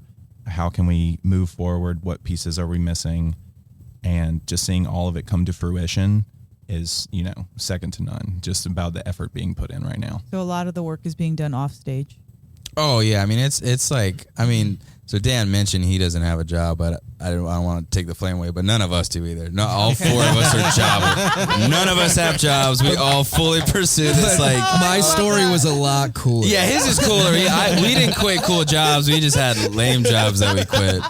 But yeah, no, I mean, I wake up, I try to book stuff, and then it's like run the social media because that's what's been a huge part of what's helped us blow up so fast is just being really active with social media. What and just outlet like, is your best? Like Instagram and Facebook. I Okay. feel like Facebook for like people 30 and up, you know, and then Instagram for kind of like that. And obviously there's good, like, you know, a lot of people have both, but what we found is a lot of people nowadays don't have Facebooks, and then vice versa. A lot of people don't have Instagram. So try to appeal to both. We've tried TikTok, and that's that younger generation you were talking about. Exactly. Didn't you And guys just get- trying to like get in on Didn't that? you guys get like shadow banned for posting pictures of your plants and stuff like that? Yeah, we did. Well, we had a couple of videos of our like pot plants in the backyard, and they like deleted the videos. But I have gotten Multiple kicked times. off of Facebook. Like literally, I go to the No Simple Road Facebook and it says you are in violation of this policy. Nobody can find you anymore. the whole No Simple Road thing, Like you can still go to the page if you know it's there, but you can't search it and find it. We're fucked. Like it's been like that for almost 2 years now. So back when Dead and Company played in Eugene, I was there. I posted on our Facebook page that I was looking for a parking lot pass, and I violated their gun, drug, and child pornography policy for that post. What? Do you just have like someone who's like out to get you? I don't know. I don't know. No, Aaron's just a heinous person. Yeah, He's a bad man. and ever since then, like I Maybe. can't do anything. So Maybe I know what you mean. What? Maybe. There may be a couple of haters out there, one or two. Just a few. Well, yeah, because that just sounds weird. It is weird. I don't even violating know why that for would be. because I said if I know why, because in the thing I was like, hey, if you want to meet up and trade me for a parking pass, we can do the deal. And that did it. Oh, That's what? all it took? Over the That's all it deal? took. Yeah, that did. They it. were like, "Don't let that deal go down." no, yeah, absolutely not. They did not let Fired that from go. Facebook forever, and there's nothing you can do. Like you can't call Facebook or TikTok customer service. Yeah, right. Fuck It's you. like Eat shit. 1-800 Facebook. Yeah, Call Mark Zuckerberg's Yeah. personal number. dude, what's up? What's going on? Mark, come on. How you doing, Mark, bud? Help me Come out, on, man. bro. So, what? What's gonna happen tonight? Let's hear about tonight's Yeah. show. what is musical excellence? We plan on hopefully not literally burning Hawthorne Hideaway to the ground.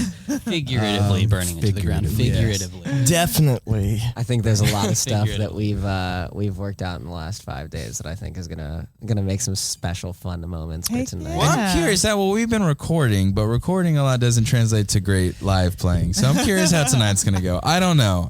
Chase is really excited. I'm manifesting a barn burner. Yeah. We know the music now. Portland shows here. We've developed a nice Portland crowd, so it'll be fun. And we're playing with our good buddies Bodie Mojo, who y'all know. So Yeah, it's gonna be a hoot. I think, I mean, like from where I'm coming from, like my confidence, like we've spent almost 60 hours over the last 5 days, like cooped up in a basement, just like literally only playing music. And So I now think we're cooped up in a basement. That basement Talking is a about music. studio. Oh, God, thing. it's a studio, but it gets very hot. It gets very warm. The basement tour 2021. We just glossed over it, but All fueled by yerba mate. and coffee. Sponsor us, please. We just glossed over that you guys are coming out with an EP. Correct. Why, yes, we are. Glad you asked. As a matter of fact, How convenient to ask. Yeah, so we just got finished recording an EP up in Seattle. And well, When's it? do we like? Should we talk about the concept or should we? I don't This know. this won't come out for a minute, so you guys can this, talk about this it. will and- probably be out in like 4 weeks or 5 weeks. Okay. Well, I think so. well, Just a no, little because bit. we can't not with the whole thing. So we can give. So we kind of we're not doing the normal typical band thing where you do an EP and then you release albums kind of going on. We're gonna do something non-traditional. I almost kind of want to leave it at that. Yeah, leave it at that. I like that. I think that leaving it that's good, but I It'll would be like to short and just- sweet, but there may be more to come. Okay, I'm going to stop recording and you tell us. No, I'm just kidding. I think it fits the current state of the industry a little bit better. Oh, okay. It's a very like friendly format kind of thing, and I think when we dropped the idea and came up with it, it was kind of a unanimous like, Yes. that's a really great idea. Yeah. Okay, don't give it Wow, away that's because fun. somebody Yeah. will steal that shit right don't now. give It's it going to away. be far more digestible than your traditional listening experience. It's food. We're not releasing an EP. It's The just albums food. are edible. It's just food. Yeah. All right. It's sponge sandwiches. I'm giving it It's going to away. be a pretty tasty morsel. I'm They excited don't about taste this. very good, but they're also not nutritious.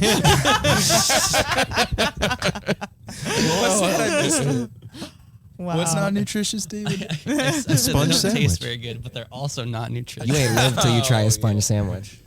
All right. Well, shit, I can't wait. Any timeline?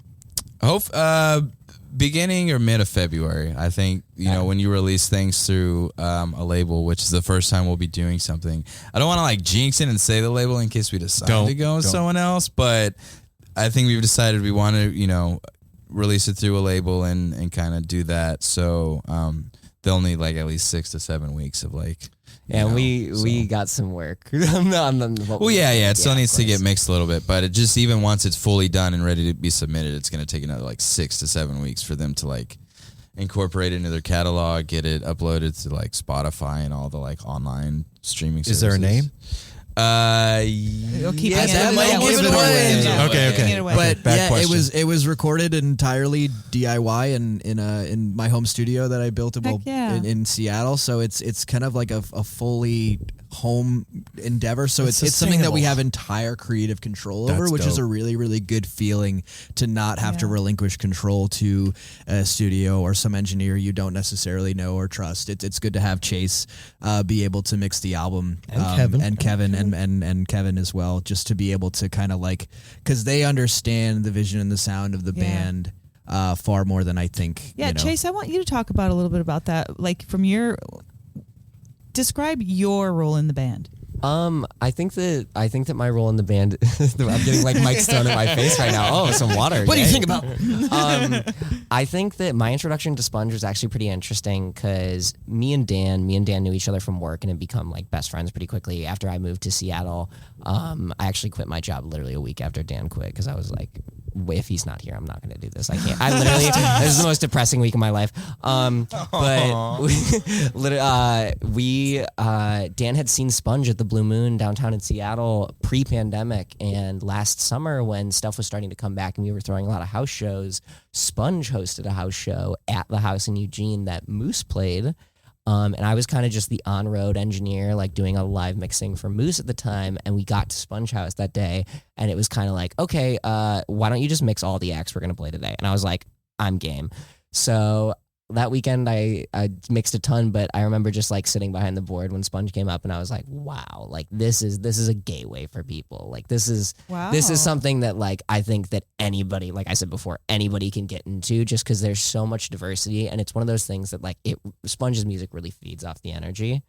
But that was just like a microcosm, like just mixing them one time. And then we were all at the Gorge together, me, Josh, and David. It was our first show. I want to hear about this because that's a super special, amazing time. I feel really lucky that Dan and Sage kind of were the ones to shepherd us into that. But we ran sound for Spunj at literally our own campsite where we slept. That's where the shows were at.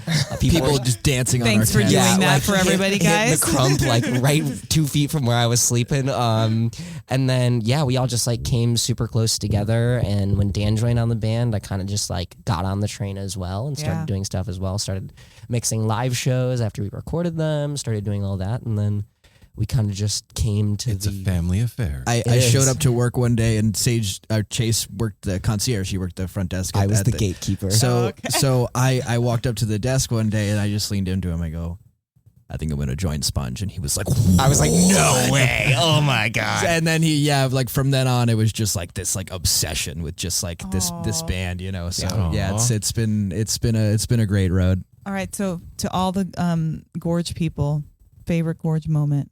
Oh, I'm just gonna jump in first because I had mine ready. Night two especially. Me and Dan and Kevin, who's helping record on the album and also plays drums and bass. The three of us traveled down to the Gorge together, but all of us got on the floor on night 2 and like we're all hanging out and like we're in the lines together and it was just really, really fun kind of going in as a group. And then like we were pretty lost that night. Me and Dan were a little high on some substances and just that like if you could see Dan's face now. Oh yeah, Dan fell on his face at one time like after set break. It was a whole thing. But like set 2 coming on, like set 2, especially with like we all said Chris Kuroda's light rig, which I have dreams about. That like cemented in my mind. That was like holy shit, I've been listening to Fish, but like I get it. Like I see why people travel around the world and follow this band. Dude, the lights on that camel walk, though. Oh my God. Don't even get me started on that camel walk. How about that camel walk, ladies and gentlemen? I think my moment. What is a city without its music? The legacy of the New York Philharmonic is incredible. Nearly 2 centuries of history. That's a lot of music and a lot of stories. I was sitting on stage for the very first time thinking, I can't quite believe this is happening. Join me, Jamie Bernstein, as we explore the history of the New York Philharmonic. It's the NY Phil story made in New York, a podcast about a city, its people, and their orchestra. Listen wherever you get podcasts. Aside from, just being able to play to so many people that came up, we did not expect, we knew there was a lot of people there, obviously, but like, the amount of people that came out to see us play on Lot was unimaginable at that time. Like we were just like, oh wow. And then, we ran into Ryan Dempsey actually on the floor and somehow coaxed him into playing with us and sitting in on a jam. And it was really amazing. Also the Divided Sky on the lawn was, and the wind blows very out. nice.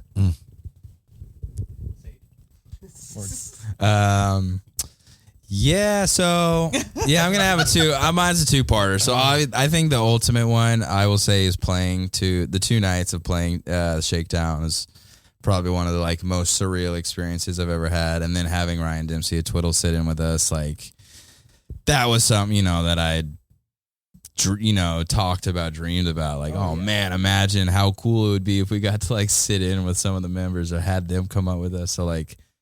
Literally having that happen in front of like, 300-400 people, it was definitely like 3 a.m, and then, those fireworks going off from this Fish production. And it was just like. But if there's a chance of magic, wouldn't it be at a Fish show? It was. I mean, right? it really was just like, holy at the crap. Gorge. Like, that was a perfect, like exactly where you needed to be. That was the weekend that made us all quit our jobs. Wow. We still didn't have jobs. Yeah, I just want to go on record. I had already had no job at that point. We were the first to have no job. I was the first one. And then but Fish related, that's a tough one. So that was my second Gorge run with Fish. And so the first time 2 years ago, or was it 3? It was like 2018. Some pretty epic moments, but honestly, no. Doing with the band for the first time, it was Josh's first shows, David's first shows, and finally getting to see Fish with the whole band, like that had been something I've been really wanting to do, and really just like, hey, like you know, like this band means so much to like not only us, but like me, and you know, and I want you, you know, like I really want everyone to be there and see this and like as a unit, and you know, finally we made it happen. And I don't know. I love, one of my favorite things is seeing how stoked people get at the first, like, so I was looking back at David and Josh and just like watching their just like dumbfounded faces, just like, holy crap. Like, what am I witnessing? Our friend Cody was there for his first show, and his favorite song is Possum. Yeah. Oh, that's a great one. Yeah. That's a And great that was Kevin too. And so here's Cody the entire night. Like hands over his mouth, eyes bugged out, just like, oh my God, I can't believe it. So yeah, literally. Very amazing. It's great. It's very validating. There's a little side note away from, I guess, the Gorge, still fish related. Sage's first stash that he's been chasing for a while, and it was at Eugene. And you know, we live, you know, literally almost arm's length from the Matthew Knight Arena, and it was those shows were hot. I just remember Sage literally jumping on my back with beer in hand, spilling like half of it.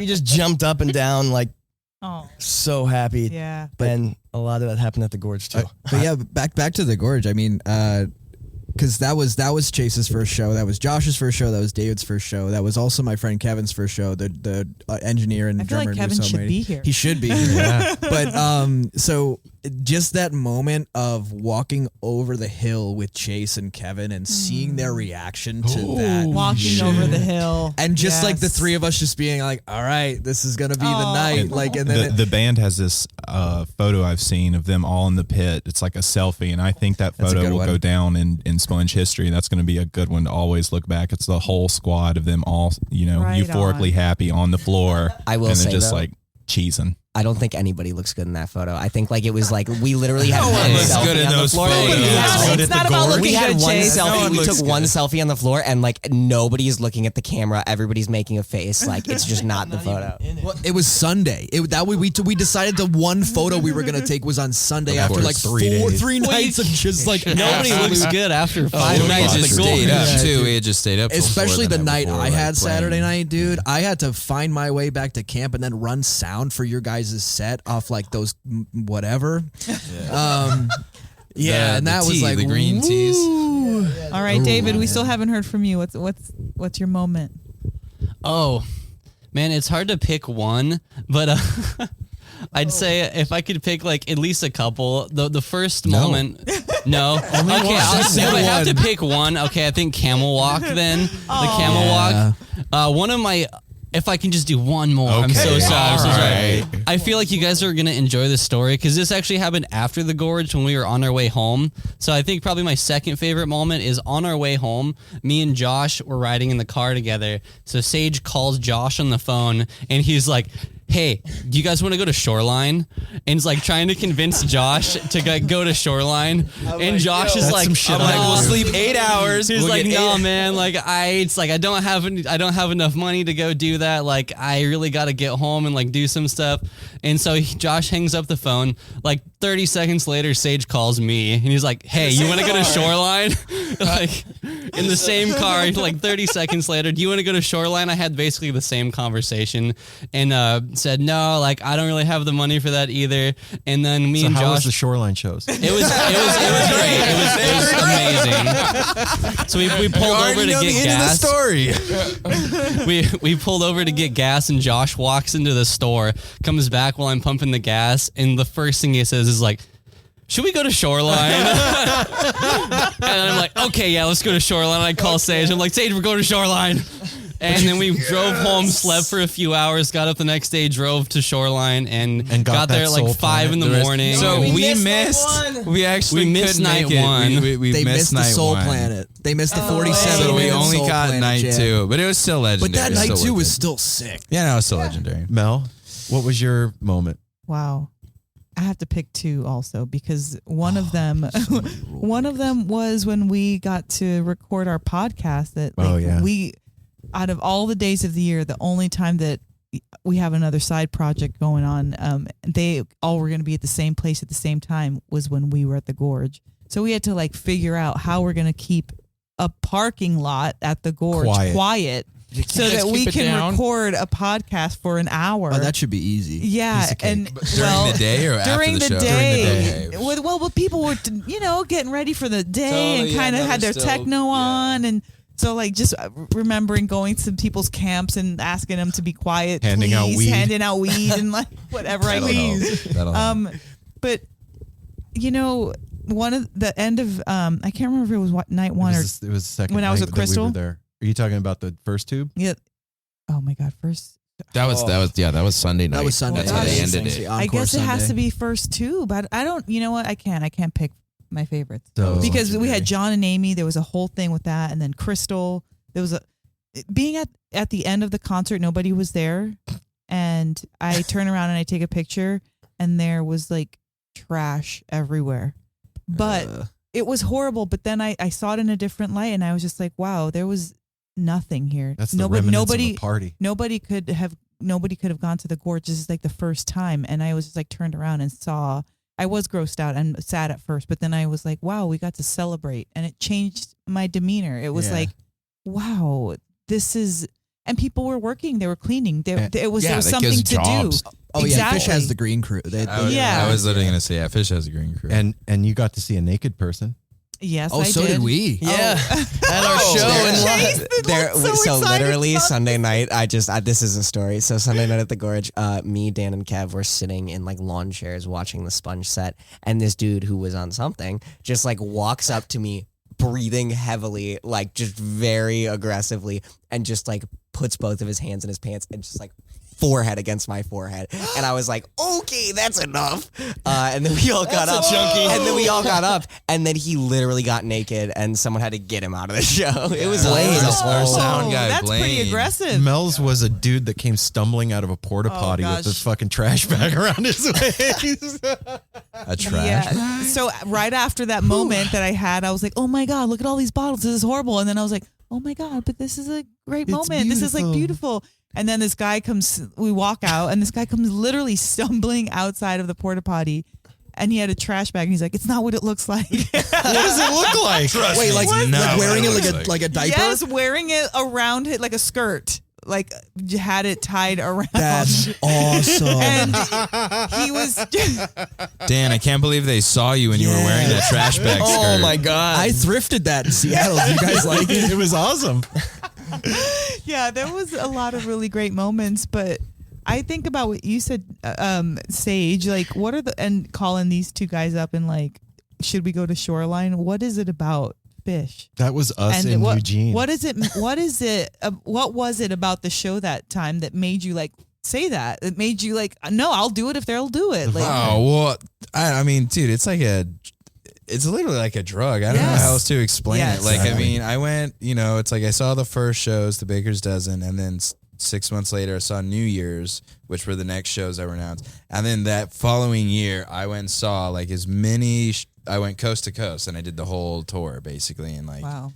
I guess that doesn't really answer your question as it's to why. Never enough. But it's because like, I think the why is different for everybody, but it's so hard to explain still. well, because there's so many things. It's like you want to see your homies that like, once, as y'all know, it's like once you get into the scene, you start to like, develop friends that are in every city along the way. So you're like, oh, well, now I got to go see that show because homie's going to be there. I want to see that show because homie's going to be there. And then, obviously, if it's a holiday show, I mean, that's another benefit and added thing, like, why you would want to go farther along. But, I mean, yeah, it's just like the best and the all of it. All of it. Like, yeah. Apple. It's like, how much time you got? What was your moment? My moment? Well, the moment for me was the wrap-up moment, the first tube, standing on the hill. Yeah. Bookend. Me and Bryce.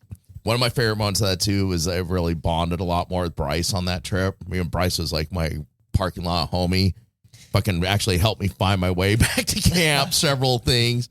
Why? Why you couldn't find your way? I was so freaking high. I didn't know where anything. Parties. My fat burger was my fucking check. It's like if you get me back to the fat burger truck, dude, I know which way to head from there. Fucking.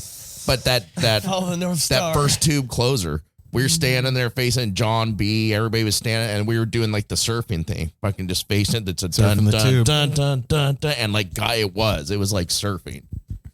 It was amazing. And I mean, the most special thing is that was like one of the first shows back after lockdown. Yeah. At the Gorge. Yeah. With all those people, the hugs, the running barefoot through the grass and over the concrete, not giving a shit. I don't care if I cut my foot off. I was running around barefoot the whole. I missed that barefoot in the grass running around. Oh my God. Yeah, I got to do a few lockdown COVID shows with Apple, and we definitely have fun. We're out there in our pods and our sections, but seeing him at the Gorge with his tight ponytail on the top of his head, I'd never seen this party animal come out, and I was like, I knew something was special with this. And exactly. I think for me, it was the Bittersweet Motel. Good one. I've heard that song a million fucking times. I have never heard that song before.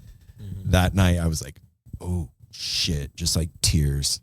Yeah, he was. I was blown away, and I don't know what it was. Just happened to be the moment, and stars were aligned or whatever. But that just like sunk into my soul that night. I remember being at the Gorge and kind of feeling this very unique energy at these shows. And Josh and Sage, they were trying to convince me to come down to Eugene for the shows in the fall. They were like, dude, don't worry about work and just quit, just fuck work, just whatever. Do like us. And then fast forward to fall tour, I'm literally quit my job. I'm playing in this band now, and I'm at these Fish shows. And I'm like, when they brought that up to me at the Gorge in the summertime, I'm like, there's no way I am going. There's no way I'm making it to Eugene. I'm not going to these Fish shows. I have a job to do. The fact you wouldn't drive 5 hours to see Fish though makes me question our friendship. Dan. It was you wouldn't drive 5 hours to see. I used up all my PTO. I couldn't get paid for it. I'd be broke. What? Yeah. Fish time. Yeah, thank you. Fish time off. No, but I was picturing myself just at the shows, and I was like, there's no other way no other place that I can be. I need to do this. It's the happiest place on earth. It was. And I mean, to tie it back, I think it was not only the energy of Fish, I think it was the energy of Spunj too that drew me in. I have to say, I don't think if Spunj hadn't played those sets, and I wasn't in the band when they were playing those sets at the Gorge in the lot, and I don't think if these guys had played these shows, I wouldn't be playing in this band. I wouldn't be. I wouldn't have gone to the Eugene Fish shows. So much happened because we just camped next to these guys at the Gorge, and it's so serendipitous. Look at that word, Wow. right? Well, and even outside of that, I'll just say in general, those shows there is a direct result from those shows and how big our name kind of went. I was going to ask you about the after effects, maybe social media, whatever. Now there was people from Nashville, from Georgia, Chicago, New York. We would go to other. So this was actually one of the most surreal moments I had from that is after those shows. Fall tour comes around, and I was at the SF shows. I did I did all the West Coast ones. Oh, except for I didn't do the SoCal ones. But I'm in SF, hanging out on the lot, just doing what you do on lot, being a wook. Thank you. And someone sees I was wearing a Spunj shirt, and this lady sitting down. It's Spunj, nice. And I'm just Josh. have you have you heard of them? Trying to be third party. They're like, yeah, dude, they're fucking sick. They I raged it at the Gorge after Fish. It was so sick, so fun. And I was like, oh, I'm actually the drummer. And she wide-eyed, totally her demeanor changes, and she jumps up and is like, are you serious? Can I get a photo with you? And I'm like, wait, are you serious? Can I get a photo with you? And then she tells the two friends, she was like, dude, this is he's in that band that I was in. And then they all their demeanor changes, oh, should we know these guys? And it was just whoa, this is kind of an interesting Hell yeah, that's when sensation, good job pays off, right? Yeah, and it was really bizarre because I've only been with the band for 2 months, and I had 2 separate people in Bellingham, Washington last weekend come up to me and be like, when is Spunj coming to Bellingham? I'm like, whoa. What? Yeah, people from Colorado were hitting us up when I went.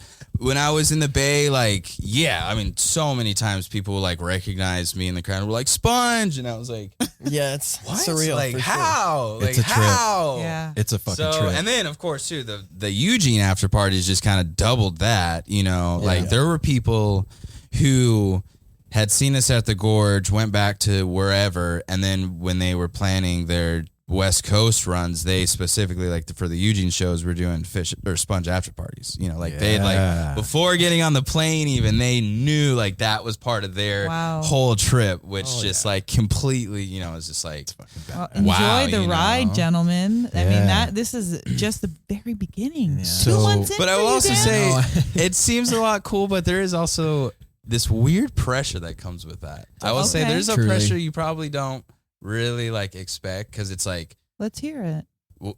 Like, well, now, like, one, we have to keep it going. Yes. Now we can't. It's like, one, we can't burn out. Like, you And know, it's and not just be just kind of about- done. Yeah. You know, we have to like keep it going to even keep. That's one of it my going. fears, Sage, is keeping going. We're in it. Yeah, exactly. Like now, if we stop, like one, that would just be such a bummer, you know. Yeah. And just not even if we didn't stop, but if we just didn't keep going as hard as if we didn't keep going as hard as we're going currently, that like it'll start to dry up and we just won't, like, you know. I know what you mean. So it's like the momentum. we can, like, I'm like, oh, like now it's like even more now. Like before it didn't even matter because no one even knew us. So who gave a shit whether or not we did anything or didn't do anything? Now people know us.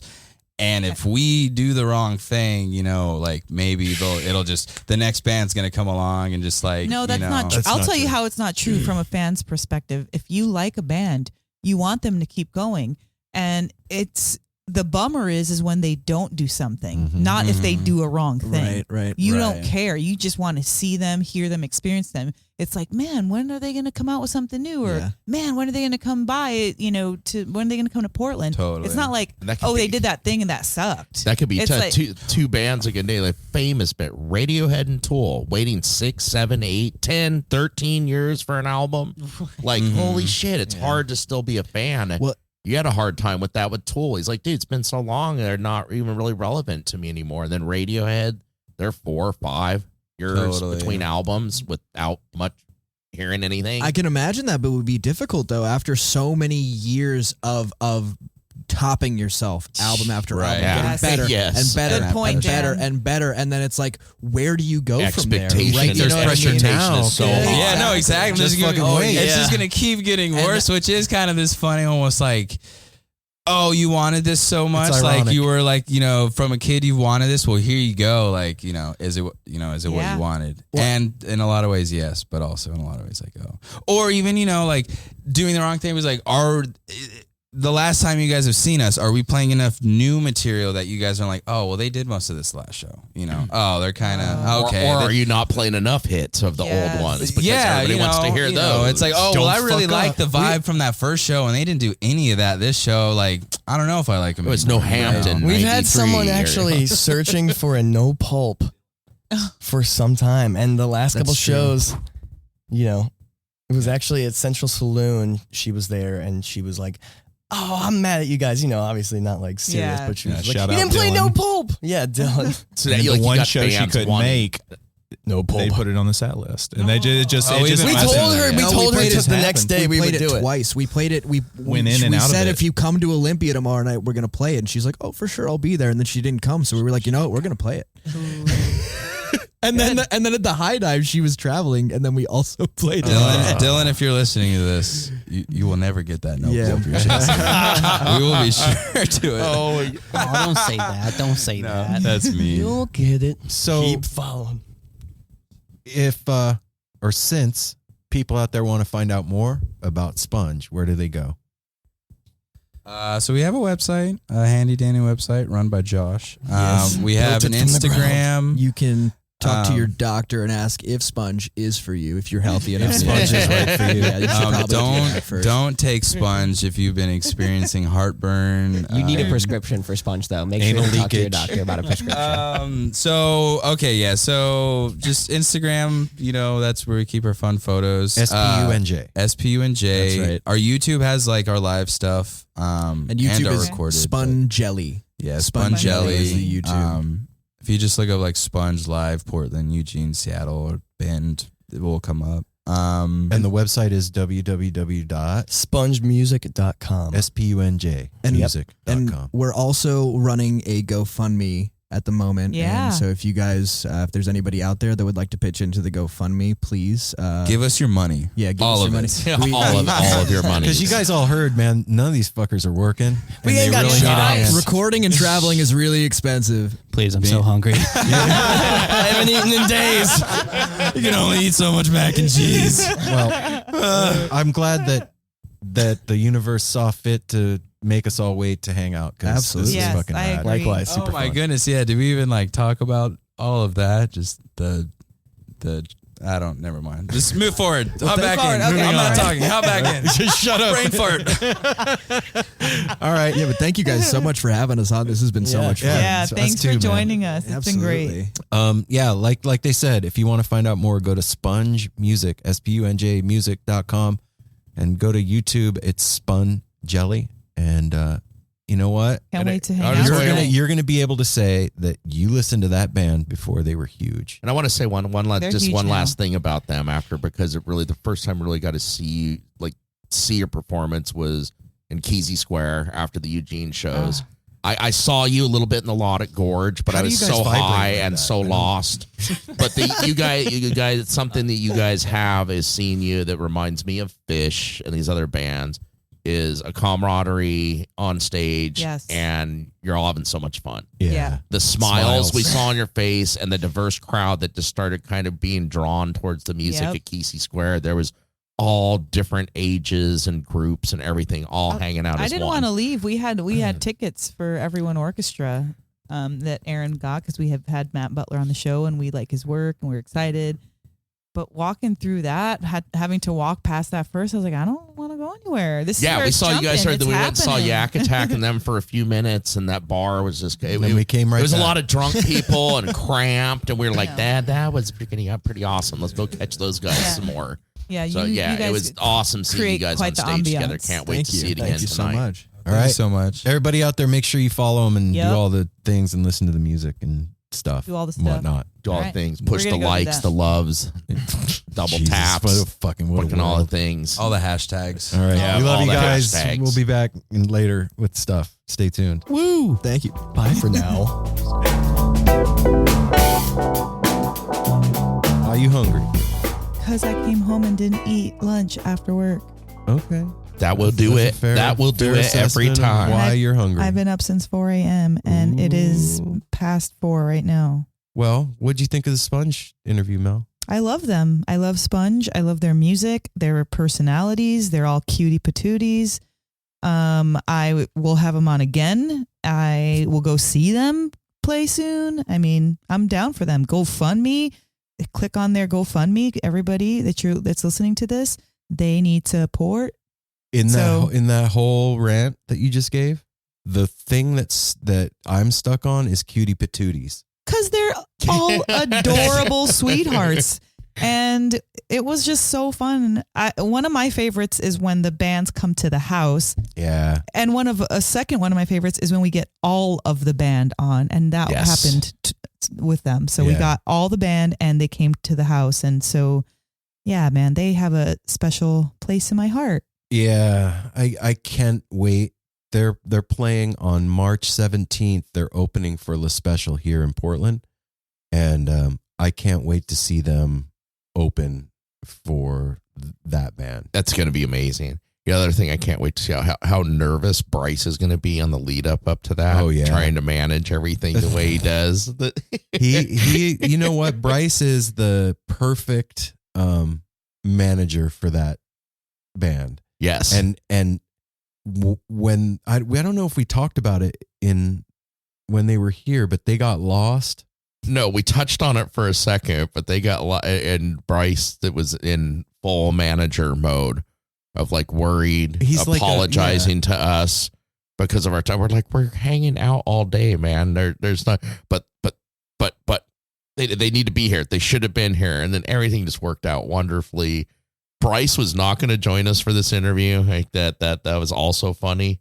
Yeah. I was getting ready to come down and got a drink or something. He's just getting all set up, He's chill being all in the living professional room. and cute. Yeah, like a manager would. Like, okay, guys, you're going into the room, do the interview. I'll be out here, working on stuff. Where it's like, no, you are coming in the room with us. This is going to take a little bit, and we want you in here. Yeah, man. It felt like family. It felt like, It did. maybe like, Sydney's friends that, came by, and it was just like a really good, it felt good. It was a good vibe. We had the opportunity to hang out a little bit in Eugene at Set Break at the fish shows and got to know them a little bit there too.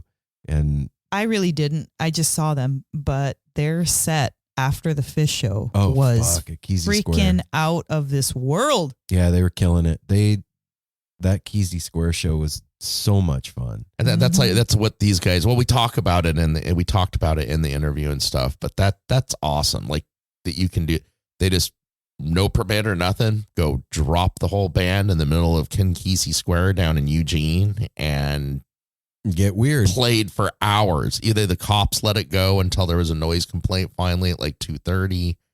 Just they're doing amazing things. I want to know, like, first of all, Eugene is a pretty heady place. Yeah. I mean, let's just be honest. And then second, if you're living near Kesey Square in Eugene, why on a Friday night or Saturday night are you calling for a noise complaint? Like, you asked for it. You live in Eugene next to Kesey Square. Just a reminder, these shows were on Tuesday and Wednesday. Whatever. But I get your point. You're living in Eugene near the never mind. That whole thing that I just said is true. Well, you think you did, like, if you didn't like it, just be like, turn your own music up or put some headphones on with music you like. Yeah. Be cool, man. Relax, brother. But yeah. So everybody, you know what to do, man. Follow the guys because they're part of the family and they're going places. These guys are gonna bust out of the Pacific Northwest with a vengeance, and then you're gonna be like, damn, I wish I would have seen them when they were playing Little Rooms. Getting down while they're moving up. Right? That's what we're doing. We're getting down while we're moving up. Yep. How's it feel today, Mel? Getting down while you're moving up. I like it. All right. That's why I said it. So what's going on? Yeah, I don't know. There's lots of stuff has been going on. I know we just mentioned it in the intro right before we had the interview, but we've been doing Grateful Dead tarot readings, and that has really brought a change about in the house. It's so crazy because like there's certain things that happen to all of us that like literally change the house. And that's kind of hard to do. You got 5 different personalities and we're all into different things, but bringing something like the tarot into the house and seeing how that's kind of changed, I don't want to say the mood, but like the trajectory. I feel like it's changed our trajectory. And I don't know how else to kind of like, what discuss do you mean? that. How would you explain that? Well, because like, I know what you mean, but somebody out there may be like, huh? It's just like, I feel like, okay, say you're going to grandma's house and you know the way to grandma's house and you drive that way and then you are listening to a song and it inspires you and you're like, you know what? I'm going to make a pit stop. And you make a pit stop and you see like this dope sunset. And so like on the way to grandma's house, now you've got these beautiful pictures and like it elevates your mood and maybe you're going to go on a trip next week after that. Like it's kind of one of those, you take a fork in the road and it leads you into a brand new surroundings. And I feel like that's what the tarot has done. It's like we were going in a certain direction, not necessarily certain direction, but we were going in a direction. And I feel like the tarot just kind of opened up a new path.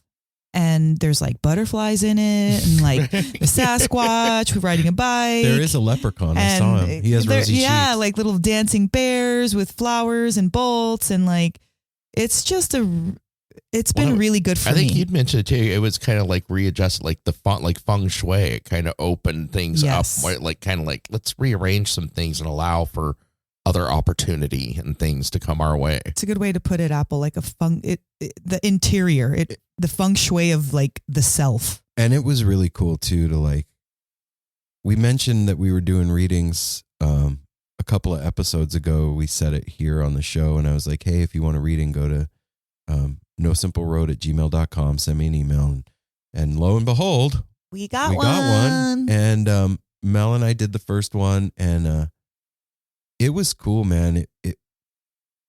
We had a couple things to figure out, like for the next one. Yeah, well, we're working the bugs out. But the content of the reading and the way that these cards speak is very powerful. Well, no, beyond that, I'm talking about just the you and me part of it. Oh, yeah. Like, it was really cool for you and I to be doing our magic together. Yeah. And to, as we were doing it, I thought to myself, wow, this feels like a supposed to be situation. Mm-hmm. And it felt strong. Yeah. And when we were done, it was like, wow, why haven't we been doing that? Well, like we had friends over the other day, and I was telling her, I was like, man, after that reading, it was like better than post-sex. And then Aaron walked by and was like, what? I was like, I don't know about that. Post-sex. She's like, after the tarot reading, I was like, oh, it wasn't that good. It was good. Wasn't that fucking good? It was just so elevating is really what I meant. It was like good in a way that I can't describe, because it was like it made my heart feel good, and it also made my psyche feel good. So like, I don't understand why that did that and how it did it, but it did.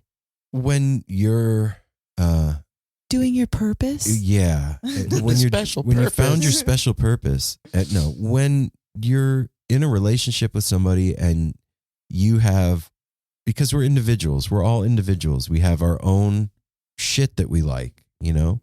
You like collaging. I like playing guitar. You like vegan food. I like hamburgers. Like, we all have our own stuff that we like. But when you're in a relationship and you have those interests that overlap, right? That's the glue in your relationship. That's the attracting, a lot of the time, the attractive part. And when you have the opportunity to hone a skill together that you both enjoy, and you add something to it that I don't, and I add something to it that you don't. Yeah, for sure. And it makes it this like complete thing. That's fucking dope. Yeah, it is. That's all I got to say. Yeah. Whatever you said, it elevated me in a way that was lasting. That's another thing. Like, you know, you go to the park and you have a cool sunshiny day and it's like fun. Yay. And you go home and it's done. This, like, all week I've been like internally feeling good about it and just thinking about different ways to enhance it, to make it better, to, you know, just what's weird is tarot is not new to us. No.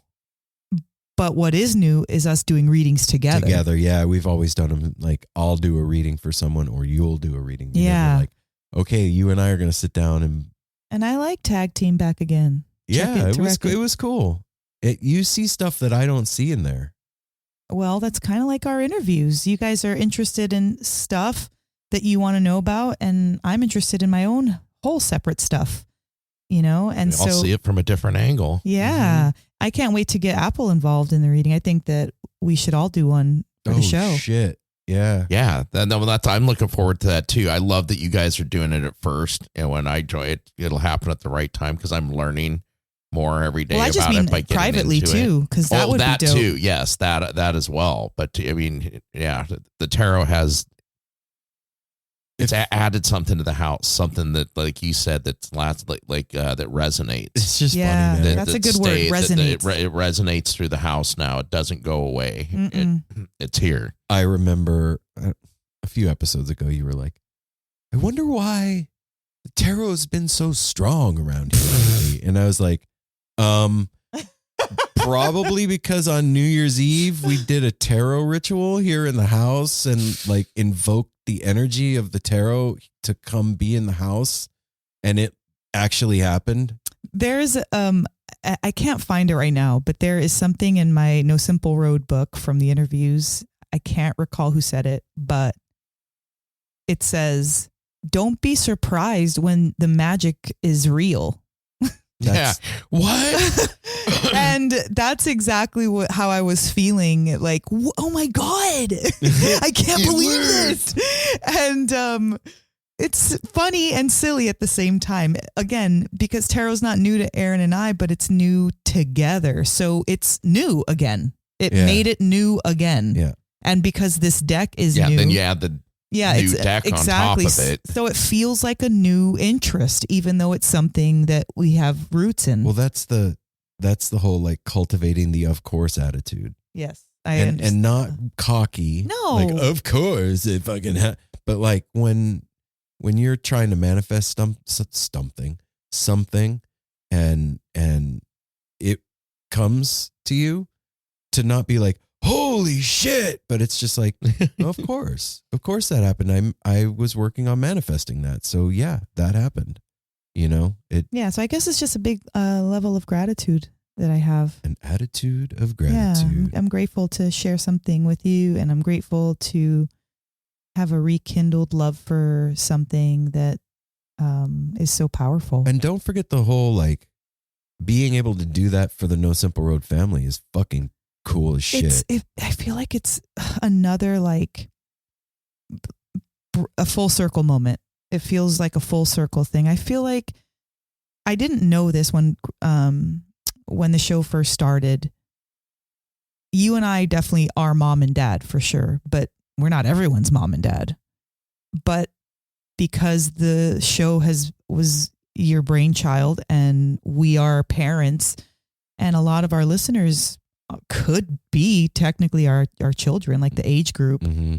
And there's just something about the mom and dad aspect that we provide for the No Simple Road crew that makes this being able to read tarot for you guys even more precious. Meemaw and Peepaw be getting witchy up in here. It's like the ability, it's the ability to give our children, or not, in the greater sense, like advice and guidance and insight and clarity and direction.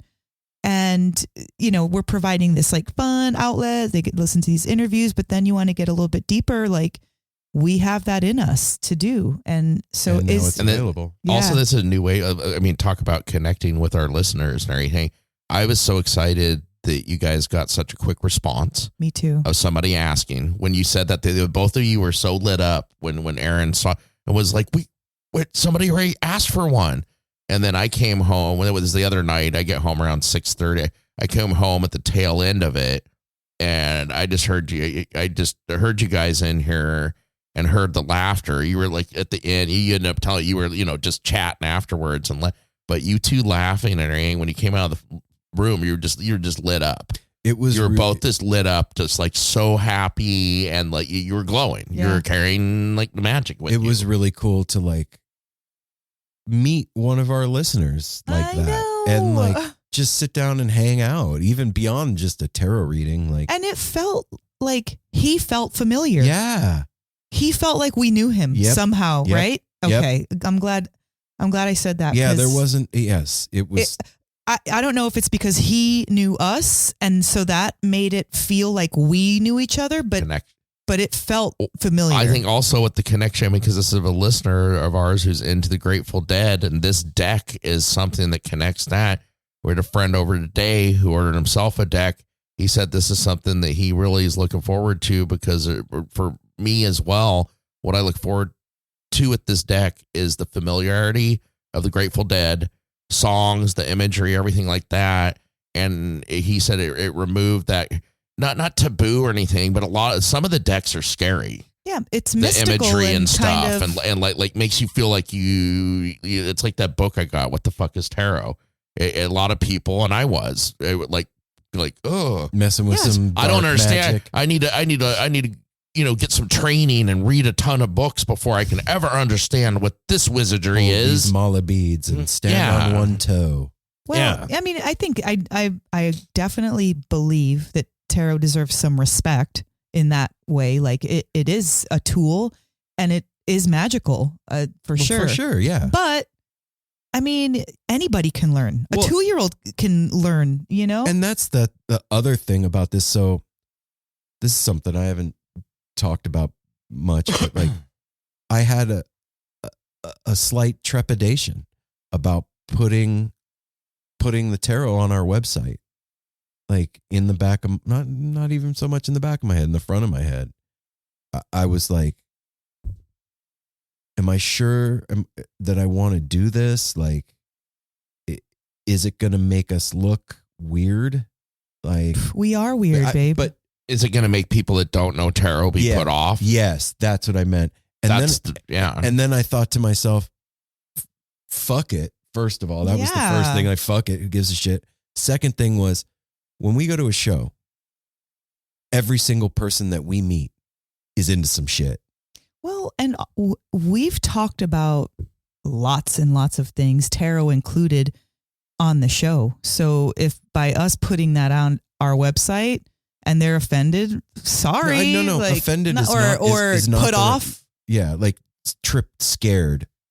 I mean, sorry, but not sorry. That's like, yeah. Sorry, not Well, sorry. and and you guys know I love you out there saying that, but like, And on the, and that vein, I mentioned it a minute ago. I'm just going to throw it out there. This is, not a sponsor or anything, but the WTF is tarot. The What the Fuck is Tarot book. If you're like me and Aaron went to the local bookstore here and we were looking at books, and there's one and then he picked it up, looked at it. I didn't. I saw it. I actually saw their website and I was like, that's like tarot for dummies. I'm not a dummy. Well, I am.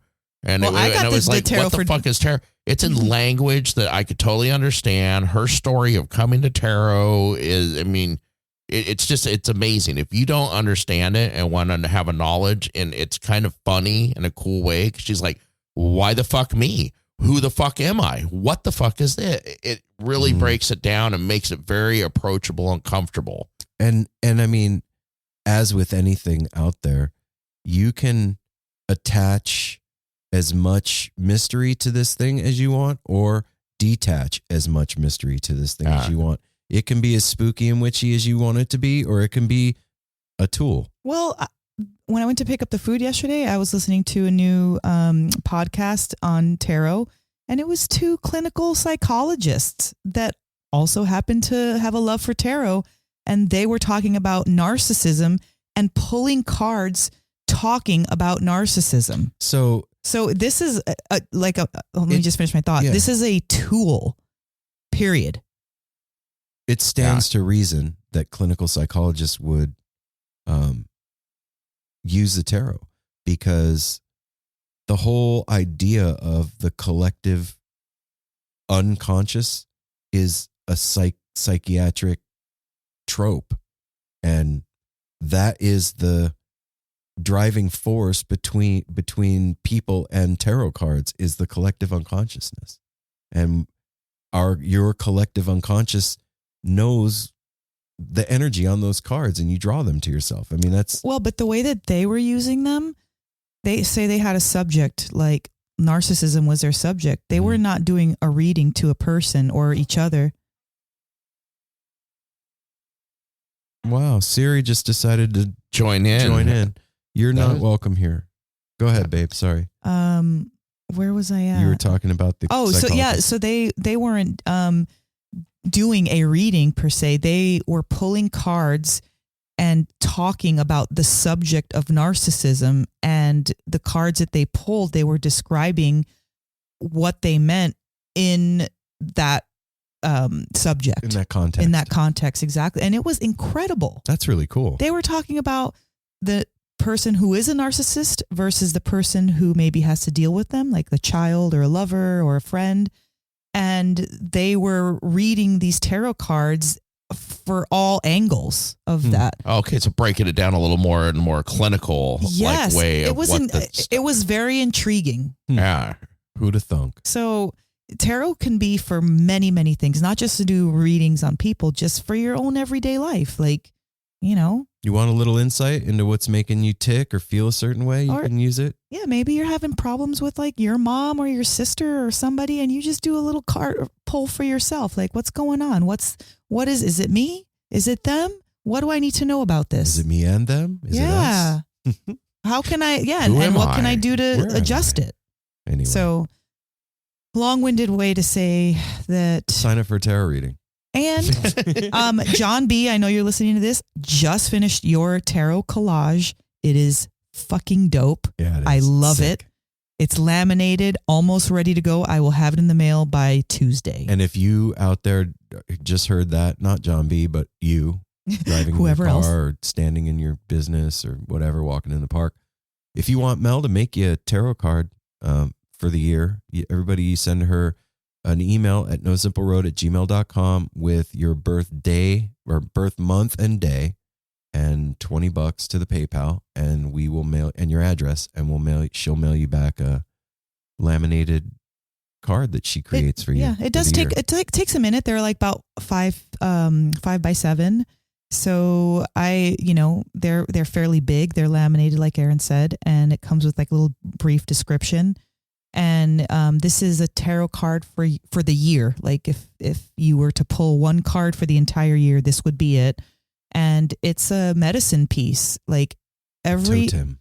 I just looked over. I made one for Ryder earlier, and I just wanted to take some pictures of it. And I pulled his out, and it's so powerful. The imagery is amazing. And so what I do is I pull several different decks to kind of get inspiration on what I'm seeing, and then I create my own with cuttings and trimmings and pictures and stickers, all that and glitter and paint, all that, all them things. So that's an aspect of the scene that we're all a part of that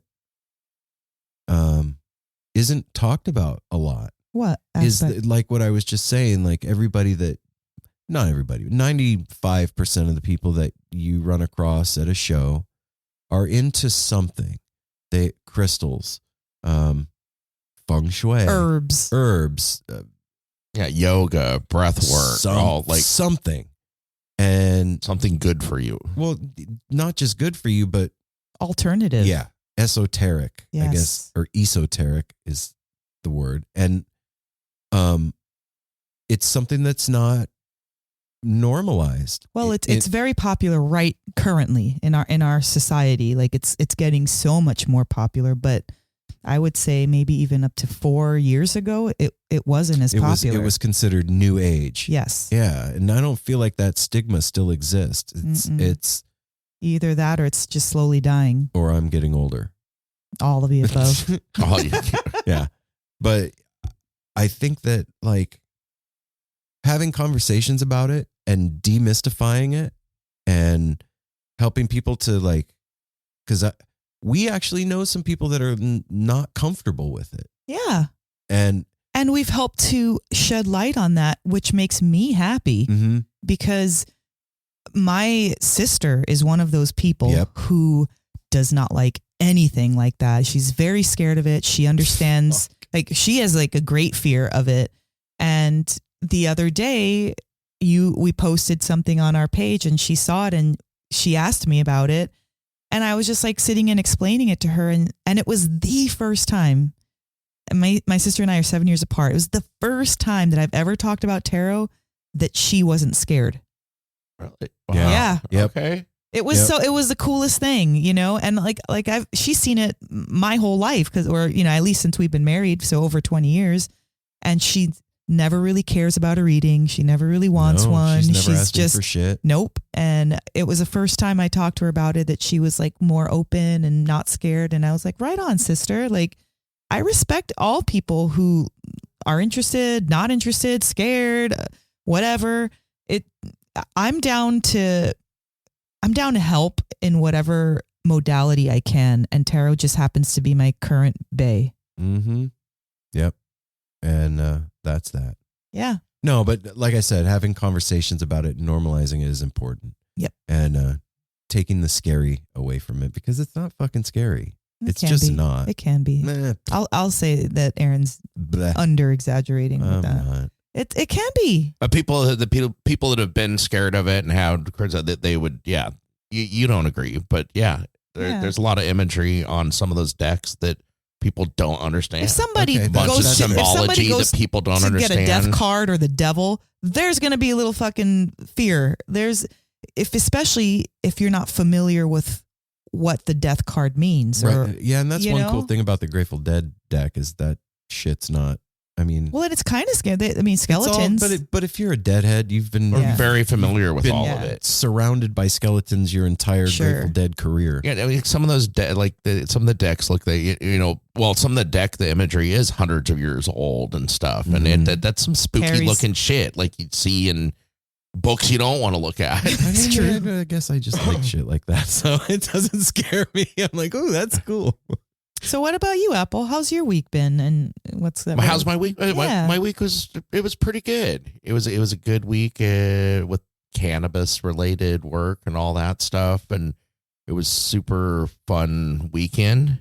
Yeah. I was trying to remember what we did. Yeah, Friday night we had friends over, had been Tiff over, hung out all evening. It was just a really nice hangout, not too late, almost every time it's because we go to a concert together. This was just like a cool. Yeah, there was no hang out at home. Yeah, hang out at Dinner, home, chill with each other. It was great. Yeah, you get all the charcuterie stuff, and it was all. I'm always impressed. But I'm getting more and more used to that when everything's kind of vegan based and stuff. I used to be so against that. Like, I need to have some meat or something. But there's so many good things now that fall in that realm of the vegan stuff. But that was a great night. Saturday was awesome because I love it when you two are in veg mode. It was awesome because then the whole house just kind of calms. We were all three of us were just kind of like, let's just hang out. And then we went on Joe and Joe. Oh, that's right. With Joe and Joe. On the Road with Joe and Joe podcast out there. You got to check them out. They came to us years ago. Listeners of us came out here from Ohio to visit and stay with us for a little bit. And got encouragement from us to start their own podcast. Aaron told them straight out, "It's just do it, do it." And they're doing it now. They're having fun. They're on the road. They do. It's kind of like their trip reports on the road and stuff. That was super fun last night. And then today, much to Aaron and our buddy Cody's chagrin, they started this weekly Sunday thing where they get together to play guitar. And I've had two basses for many, many years. I don't touch it. When I touch them, it's laying on my couch, acting like I'm Les Claypool. Just plucking. It's like, bam, bam, bam, bam, just, I think I'm cool, but it's very private. And they've been encouraging me to play with them. And I played with them today for a while. Proud I learned of you, some Apple. of the trucking bass line. Cody he taught me the bass line for the Goose song that you guys were doing. And Rockdale. For Rockdale, and I was starting to get that down. It was a little more technical, and it was super fun. It was a super fun day. I think I realized this morning that was a great breakfast, but having a breakfast that heavy at 8:30 in the morning, we went to a restaurant spot called Gravy. Just you can fill in the blank. It's nice called, and light, dude. It's called Gravy. It was amazing, but it was heavy, good food. But it's kind of bogged me down all day. It's just kind of like, ooh, that was. I told Mel that earlier. Listen, eating not only gives you energy, but what you eat can also require energy to digest. And so, yeah, man, the heavier you eat, you fucking digest a bowling ball. You got to sit down for a while. I've been eating super clean lately and really good. And the last night and this morning for breakfast, I didn't. And I physically feel lethargic, shitty from it, just from the food. And I told her, I was like, yeah, I'm not doing that again. Well, you said earlier, I forgot what you said. You were like, can we have something? Can we have salad and chicken for dinner? It's like a bowl of air. Yeah. Just broiled chicken and some greens. You guys are finally coming to my side. I've been waiting all these years. Finally. But the one thing I love about your side too is Mel is not one of those people because she enjoys a good burger. Absolutely. That's my favorite is when Mel not have meat here or there, but when she wants a burger, she wants a burger. Like throw down, like Hell yeah. like the rest of us, Want like egg on it. Oh yeah, I want a huge burger. I don't mind eating meat at all. Just not your jam all the time. I don't want it all the time. My body just doesn't want it. It's like that, what we were talking about, that digesting. Like I feel like a fucking slug after that. And I don't like feeling like that. I got shit to do, man. I do have shit to do. So Places yeah, to go. I'm on that salad, trying to go to soup, Skull and frickin' Roses. fruit game. How's your fruit game? You got to pick your fruit game up. So my week has been super nice. You know, we had another great interview today. Yeah, we did. Yeah, we talked to Jeff Mattson from Dark Star Orchestra today. That one's a future episode getting ready to come out here in a few weeks. So yeah, lots of exciting things as we always talk about on the horizon coming up. More shows, things, fun, more interviews. Yeah, that's pretty much my week.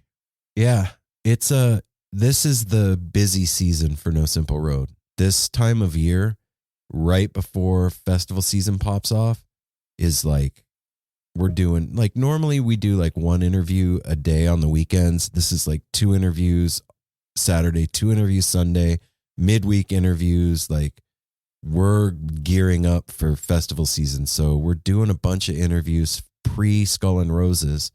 And you'll hear the names when they get ready to come out. But I'm super excited to bring you guys those interviews. They're going to be dope. And I can't wait to get down there. We just made our travel plans, and it's getting ready to happen. Everybody, is. it's that, it's the month before Christmas, and it's exciting. And you know what you're already getting, but you're still excited about it. Guess what, Aaron? What? We are getting closer to the end of winter now. Are we? A little bit closer, Yeah, we'll be 2 months into winter this week. So we're past halfway now. We are. You can actually say that now. Well, we're finally past halfway in the winter. And it's about to hit 15 degrees and be sunny in Portland this week. Interesting. The weather is so interesting here. When I came up earlier, you guys, I was down in my room for a little bit before we did that. I come up, they're like, you just missed the hailstorm. I go open the front door to go out on the patio. It's sunny. Birds chirping, not a single thing except for the ground just soaked. So I knew it happened, but and then the weather in here, changes, it starts like pouring rain the second we get in here to start podcast. Weather is very interesting and fun up here. Yeah, if you live in Oregon, you know that all the seasons can happen in one day, for sure. But when festival season starts, it's going to be nice and sunny. Festies. Yeah. Are you excited? I really am excited. I want to be gone right now. You're ready? I'm ready to be gone. You're done hibernating? I mean, I'm not quite done, but by the time we get there, I'll definitely be done. I'll be like raring to go. I want to show some skin. I want to run. I want to dance. I want to meet new people. I want to sing and scream like, woo! I'm ready for it. You're not a wooer. I'll woo this year. Shit, Mel's going to woo. She's wooed. I've definitely wooed. Have you? Yeah. I don't think she's you've ever wooed wooed at my fish presence. shows. Yeah. I know she's wooed at fish shows. Yes, I have. Does that not count now? Thanks, Apple. No, I've heard her woo, and I would say the most I've ever heard her woo is at fish shows. Huh. And how about that? How about they announced the fish tour and everything? Everybody want? Well, we're in for those Dick's Ticks. I feel like Dick's Ticks. Yep. I feel like every year that they announce a fish tour, we should do a secret. Like, we don't know when we're going to do it, but we just do a spur of the moment fish. Okay. Like, we're just like, high five on it. All right. Yeah, like going to a show. Yeah, like we're planning Dick's, so that clearly wouldn't be it. Oh, okay. But like, no, like on a weekend, I'm just like, hey Mel, next Wednesday, do you want to go see? No, you're not going to work. I booked us plane flights to go to wherever. I don't work Wednesdays, so you're okay, right. Good. And then we're going to see fish that day. God, I can't catch a break in here. Nah, today. man, this is the show. This is what the people need. This is what they want. All right, feisty. So yeah, we will do that. You have my word. All right. Okay. What show? I'm trying to mess the whole thing up. But which one, Aaron? So what surprise show is it? We put in for Ticks for Dicks. Just say tickets. That's like Toys for Tots. Yeah, Dick Ticks. Dick Ticks. And you guys get the Dick Ticks. And so wait, I'm trying to figure. I can't do the math in my head. Because you guys No, that's Friday. September? No, hang on a minute. What are you talking about? Yeah, it's Labor Day weekend. Shh, quiet. So starting on the 27th, which is next Sunday, we'll know between then and the 2nd if we got our tickets or not. I'm actually wearing my fish crew neck fish rack that Aaron made. Yeah, they're and not for sale amazing. anymore. They're not for sale, Those were but exclusive. yeah, this is an exclusive run, and thanks, babe. You're I love welcome.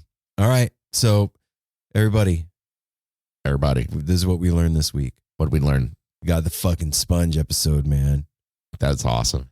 We're a warm blanket. Yes. Oh, Sarah, thank you. We love Spunj. Heart Sponge. We're for the tarot. Are you for the tarot? 2 thumbs up on tarot. 2 thumbs up on tarot. Get yourself a tarot reading. Normalize talking about woo shit. And eat good food. Yes. And there was one more thing. Oh, dick tickets. I can't even say it. Dick tickets. Fish. That was the last thing. All right. All right, everybody. We love you guys. We'll be back next week with more stuff and things. And remember, it's not how much you have, it's how much you love. Oh, that's good. Simply that. We'll see you next week. Take care of each other. Smile at a stranger. Wash your fucking dirty mitts. And hydrate. Safety third.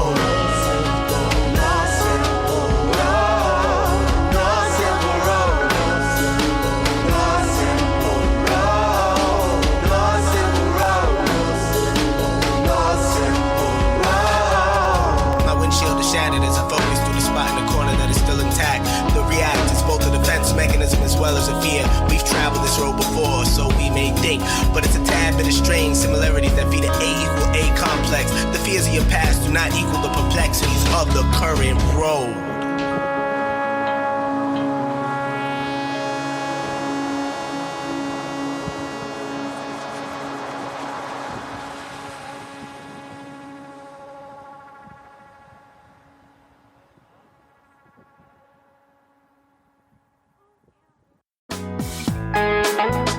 Hey listeners, I want to tell you about the April-May 2023 issue of Relics magazine. Features a Dave Matthews Band cover story with additional articles and interviews with The National, Graham Nash, Wayne Shorter, ALO, Ivan Neville, our friend Eric Krasno and Stanton Moore, Marty Stewart, and much more. Check out the latest version of Relics and subscribe now at relics.com/DMB. Thanks, Relics.